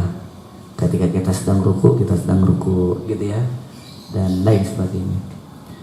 Yang pertama yang perlu saya sampaikan adalah bahwasanya terkait dengan kiat sholat ruku itu masing-masing ulama berbeda pendapat. Ya, terkait bahkan buku kalau kita searching buku kiat sholat khusyuk, saya rasa banyak bukunya, lebih dari satu, dan isinya beda-beda. Karena itu berdasarkan pengalaman spiritualitas si penulis biasanya, gitu ya, berdasarkan pengalaman spiritualitas si penulis. Kalau berdasarkan pengalaman spiritualitas si penulis, bisa jadi sah-sah saja. Tapi kalau berdasarkan keterangan periwayatan dalil, maka tidak ada perintah untuk kemudian membayangkan itu. Karena memang ibadah ini kan sebenarnya perlu kita pahami apa anjurannya, atau bahasa lain dalil. Nah, tidak ada anjuran untuk kemudian kita bayangin. Tapi kalau itu berdasarkan pengalaman spiritualitas menjaga hati, bisa jadi saja orang-orang gitu ya. Saya sambil lihat bayang gitu. Termasuk mata. Kan tadi mata kan. Bahkan mata itu kata Rasulullah SAW, kalau sholat itu adalah pandangan kita ke tempat sujud. Kita menatap ke tempat sujud. Hingga sebagian ulama bahkan memakruhkan ketika sholatnya nutup mata. Karena ada orang pengen nutup mata supaya khusyuk ya, supaya menjaga hati dia, nggak traveling, gitu kan. Menutup mata, sebagian ulama menghukumi makruh, walaupun sebagian yang lainnya menghukumi nggak apa-apa, gitu, nggak apa-apa kalau itu membantu kekhusyuan dia. Itulah perbedaan pendapat di ulama. Yang satu mengatakan nggak apa-apa, mubah, yang satu mengatakan makruh, nggak boleh. Gitu. Bagus kalau bisa kita menetap tempat sujud dan bisa mengkondisikan hati kita. Yang paling penting sebelum sholat itu tadi, mengkondisikan hatinya sebelum sholat, gitu. Kemudian pertanyaan yang selanjutnya, yang kedua, yang lingkungan tadi pertanyaan ketiga ya, yang lingkungan. Yang kedua tadi berkait kiat, itu yang ketiga itu yang ketiga. Yang kedua tadi, kenapa Allah ciptakan? Kenapa Allah ciptakan? Jadi kan Allah Subhanahu wa taala itu tidak butuh pada ibadah kita. Berdasarkan hadis qudsi tadi, ya ibadi law anna awwalakum wa akhirakum insakum wa jinnakum ala atqa qalbi rajulin wahidin minkum ma zada dzalika fi mulki syai'a. Wahai hambaku, kalau seluruh makhluk dari awal hingga akhir, jin dan manusia itu taat kepadaku, tidak menambah kemuliaanku sedikit pun. Pun sebaliknya, law anna awwalakum wa akhirakum wa insakum wa jinnakum ala abjari qalbi rajulin wahidin minkum manaqasa dzalika min mulki syai'an. Kalau semuanya dari awal hingga akhir, jin dan manusia menjadi makhluk yang bengal, yang langsat, yang tidak taat, maka tidak sedikit pun mengurangi kemuliaan Allah. Pertanyaannya adalah, ini pertanyaannya sangat filosofis sekali. Pertanyaannya sangat filsafat. Kenapa kemudian Allah menciptakan kita? Gitu ya. Yang pertama yang kemudian ingin kita jawab adalah kita menjawab dengan keterangan yang datang dari Allah Subhanahu wa taala, wa huwa ala kulli syai'in qadir. Allah tuh maha mampu melakukan sesuatu, dan Allah Subhanahu wa taala juga mengatakan yaf'alu ma yasha. Allah mengerjakan apa yang Allah kehendaki. Innama amruhu idza arada syai'an ay yaqula lahu kun fayakun. Sesungguhnya urusan bagi Allah itu kalau Allah mau tinggal bilang jadi maka jadi. Jadi yang pertama, karena ini jawabannya teologi, biar kita nggak sampai mengarah kepada mendahulukan akal atau atas akidah, maka kita kedepankan akidah dulu. Tergantung bahwasanya ya inilah kuasa Allah, kehendak Allah. Yang pertama, bahwasanya Allah itu melakukan apa yang Allah inginkan. Karena kalau tidak, kita salah misalkan dalam pertanyaan model begini Pak, kita salah misalkan dalam pertanyaan begini mencari alasan terus, maka kita akan menjadi manusia yang sesat. Boleh mencari alasan, tapi alasan itu untuk penguatan. Sama kayak pertanyaan gini Pak, Bu, kenapa perempuan nutup ini aurat, disuruh berjilbab, kenapa? Pertanyaannya kalau disampaikan dalil nggak diterima, ibu kan dalil dong, tapi kenapa alasan logika? Nah kalau ini cari begitu, dia akhirnya kalau argumentasi dia menjadi orang yang akhirnya liberal. Ada sama kayak kemudian begini, pertanyaan pokoknya yang sifatnya filosofis ya. Kenapa Allah itu menciptakan siapa? Allah sama siapa? Ya kan? Allah itu sama siapa? Yang menciptakan Allah siapa? Dulu sebelum Allah menciptakan dunia gimana? Ya kan? Sebelum Allah menciptakan dunia gimana? Oh, itu traveling bisa jadi bukan saja sesat tapi gila. Itu yang dikatakan otaknya nggak sampai, akhirnya dia gila. Banyak orang gila. Kemudian kalau kita sedikit mudah-mudahan nggak gila di sini ya. Misalkan gini, kita pikir iya juga, Allah sebelum menciptakan manusia dan bumi ini gimana? Ngapain kerjaan Allah? Pertanyaan liar nggak? Kita bayangin, iya ya, ngapain Allah ya? Ngapain? Sendirian dong, Allah bosan. Akhirnya jadi, terus menciptakan, akhirnya sesat gitu. Bukan jadi sesat tapi gila. Maka kata para ulama, wasu'alu anhu bid'ah, nggak boleh tanya tentang hal itu. Karena nggak sampai otak kita. Jangankan mikir ke sana otak, mata kita itu nggak sampai ke dimensi sana. Menatap matahari yang ciptaan Allah saja mata kita nggak kuat. Ini salah satu bukti jangan masuk ke wilayah-wilayah yang memang tidak boleh. Itu loh. Begitu ya. Ini bukan berarti pertanyaan tadi salah. Tapi mohon maaf Ustaz, sebenarnya saya udah nemuin jawaban ini itu dari hadis qudsi juga atau hadis terakhir. Cuman saya itu ingin kalau ini disampaikan di majelis atau kajian, yang namanya mengaji itu kan sebenarnya mengkaji diri. Ya kata orang kan, kalau kita mengenal diri kita, maka kita akan mengenal Allah. Itu kan artinya bukan kita ngaji Quran, bukan sebenarnya mengkaji diri gitu. Nah, sebenarnya saya sudah nemu jawaban itu, cuman saya itu konfirmasi dengan Ustaz, maksudnya kalau untuk teman-teman ambil pengertiannya itu boleh enggak, bagus enggak gitu. Iya, jadi begini, makanya saya sebelum ke situ, saya paham maksudnya. Karena ini kajian thariqat, kajian hakikat sampai ke sana. Ini berat, kajian bukan kajian sembarang orang. Gitu. Saya paham model kajian begini karena saya juga kenal dengan teman-teman yang ada di thariqat. Bahkan thariqat kalau kita salah jadi sesat juga. Dia yang lagi viral, saya nggak perlu sebut namanya. Di Indonesia lagi viral, ustadz terkenal akhirnya melenceng karena buat thariqat baru, menganggap thariqat dia Qadiriyah. Dengar ya? Dan akhirnya dia punya argumentasi, ruh punya nama, ismur ruh, punya akikah ruh, nama ruh, nama surga. Akhirnya traveling gitu. Padahal ulama thariqat lainnya sudah menyesatkan dia ini bukan thariqat mu'tabarah. Tapi ini nggak konsumsi semua publik karena awam nggak bingung membahasakannya, gitu kan ya. Maka saya ingin mengajak dulu ke awal sebelum ke situ tadi. Maka saya tadi melebarkan dulu tentang ada pertanyaan-pertanyaan yang terkadang itu kita tidak sampai, gitu ya. Kayak tadi contoh-contohnya, Allah sama siapa sebelum ada langit dan bumi? Benar juga pertanyaan, penting nggak ditanyakan? Terkadang orang nanya untuk menyesatkan, gitu ya. Nah gitu. Nah kemudian bagaimana sih? Tadi kan kesimpulannya Allah tidak butuh ibadah kita. Ini hadis qudsi yang kita terima, hadis rahasia, nggak boleh kita tolak, gitu kan ya. Nah kemudian tapi kenapa Allah menciptakan kita? Kalau pakai alasan pendalilan, maka Allah jawab wa huwa ala kulli syai'in qadir yaf'alu ma yasha, yaf'alu ma yurid di dalam Al-Qur'an. Allah katakan. Tapi bagaimana pendekatan manusia agar mengetahui diri? Tadi kan gitu kan ya. Pendekatan agar kita lebih menyadari, dan ini jawabannya bukan membutuhkan teks-teks pendalilan, tapi teks-teks kesadaran, renungan ruh, kan gitu kan? Ini renungan petapaan. Itu yang saya maksud tadi. Makanya saya sebelum tadi saya katakan sebelum kita masuk ke sana kita perlu dahulu pendalilan supaya pendalilan lebih kokoh sehingga tidak kemudian membantas hakikat. Kalau kajian thariqah yang benar, kajian thariqah mu'tabarah, di antaranya NU itu ada Jatman, ketuanya Habib Lutfi bin Yahya. Rekan saya ketua Jatman Banten, Zulfikar, gitu ya. Nah di sini di antara thariqah mu'tabarah itu enggak bertentangan dengan syariat.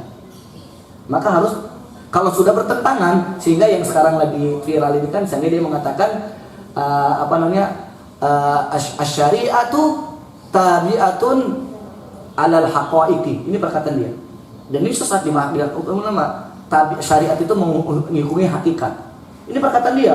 Langsung Jatman bilang itu nggak benar ini. Tapi dia masih yakin. Sekarang lagi di vonis ini dengan lagi terkenal Ustadz Khondang, gitu ya. Ustadz Khondang lagi terkenal. Nah, bagaimana kita merenungi? Kita merenungi apa manfaat Allah menciptakan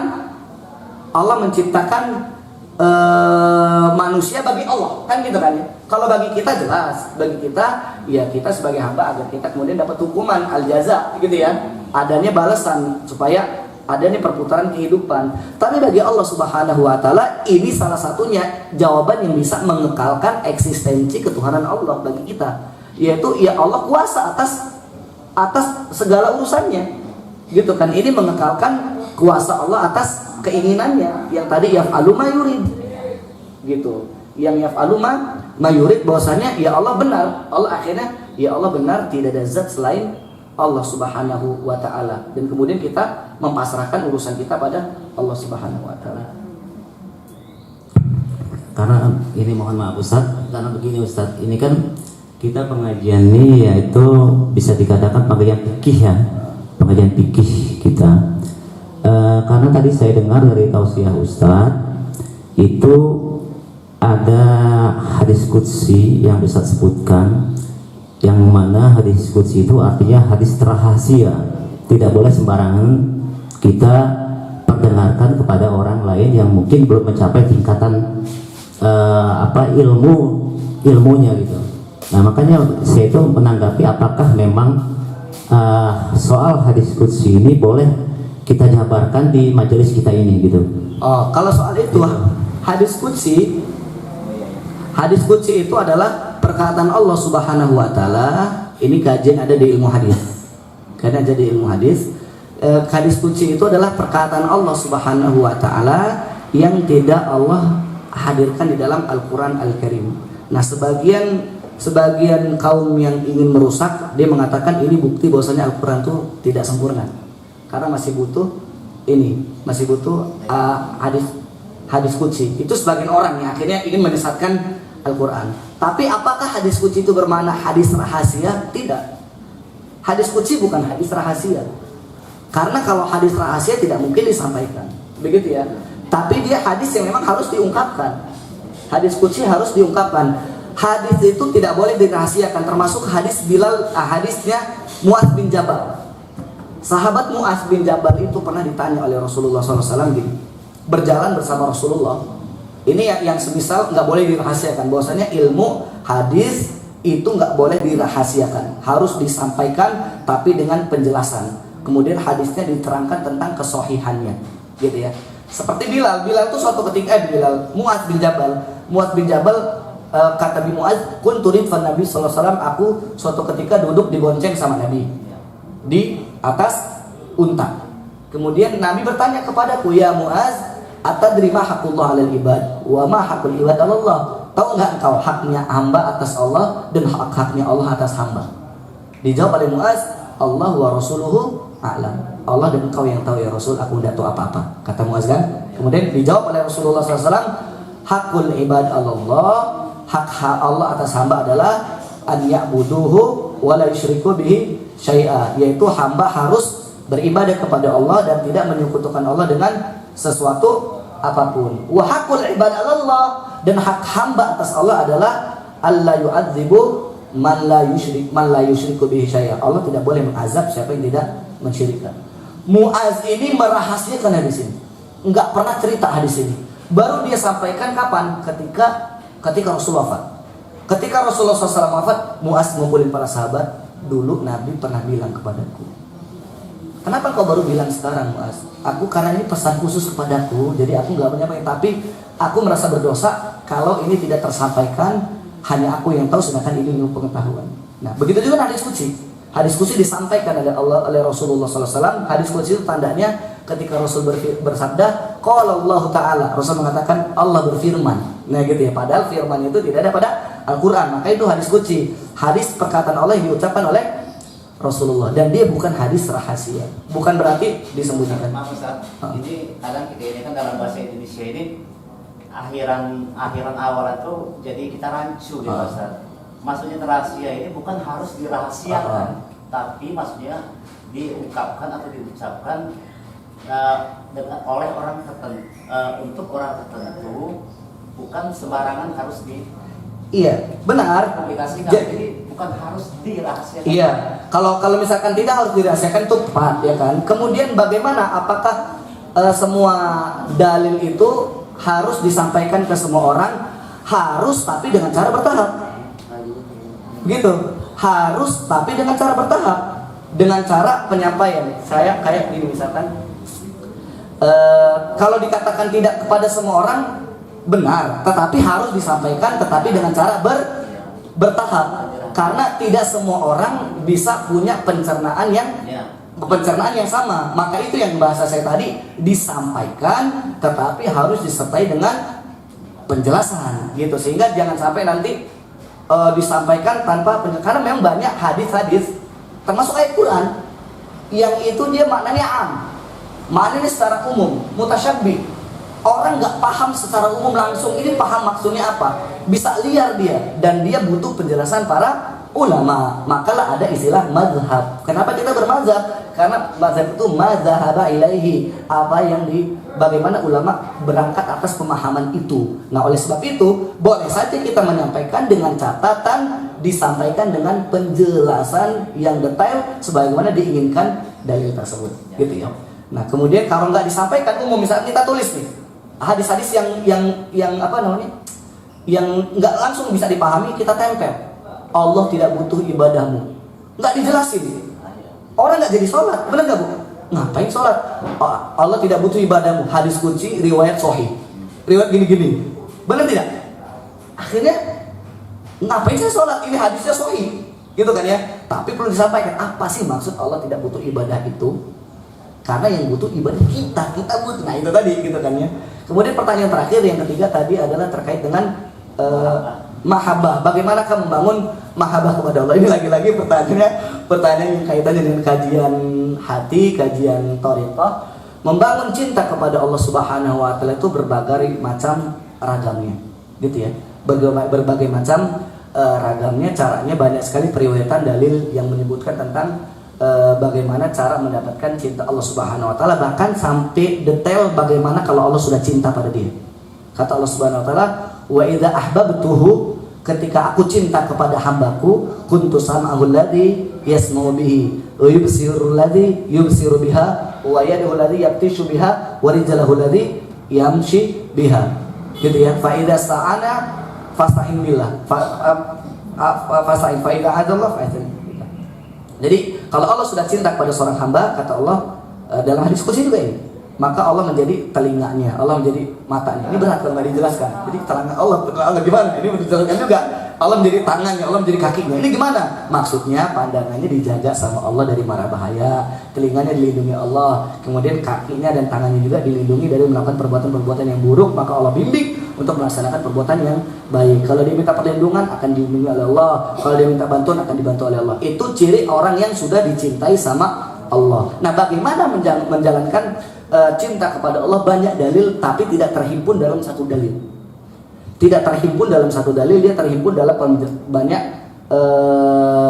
dalil, gitu ya. Dalil barang siapa yang ingin dicintai sama Allah, atau kemudian dalil dengan keterangan tanda Allah cinta pada seseorang dan segala macam. Maka keterangan buku yang meraih cinta Allah, coba searching nanti di Google, meraih cinta Allah, itu banyak sekali keterangan buku-buku yang berbeda. Karena ini berkaitan keterangan dalil. Sama kayak pertanyaan, siapa sih manusia terbaik?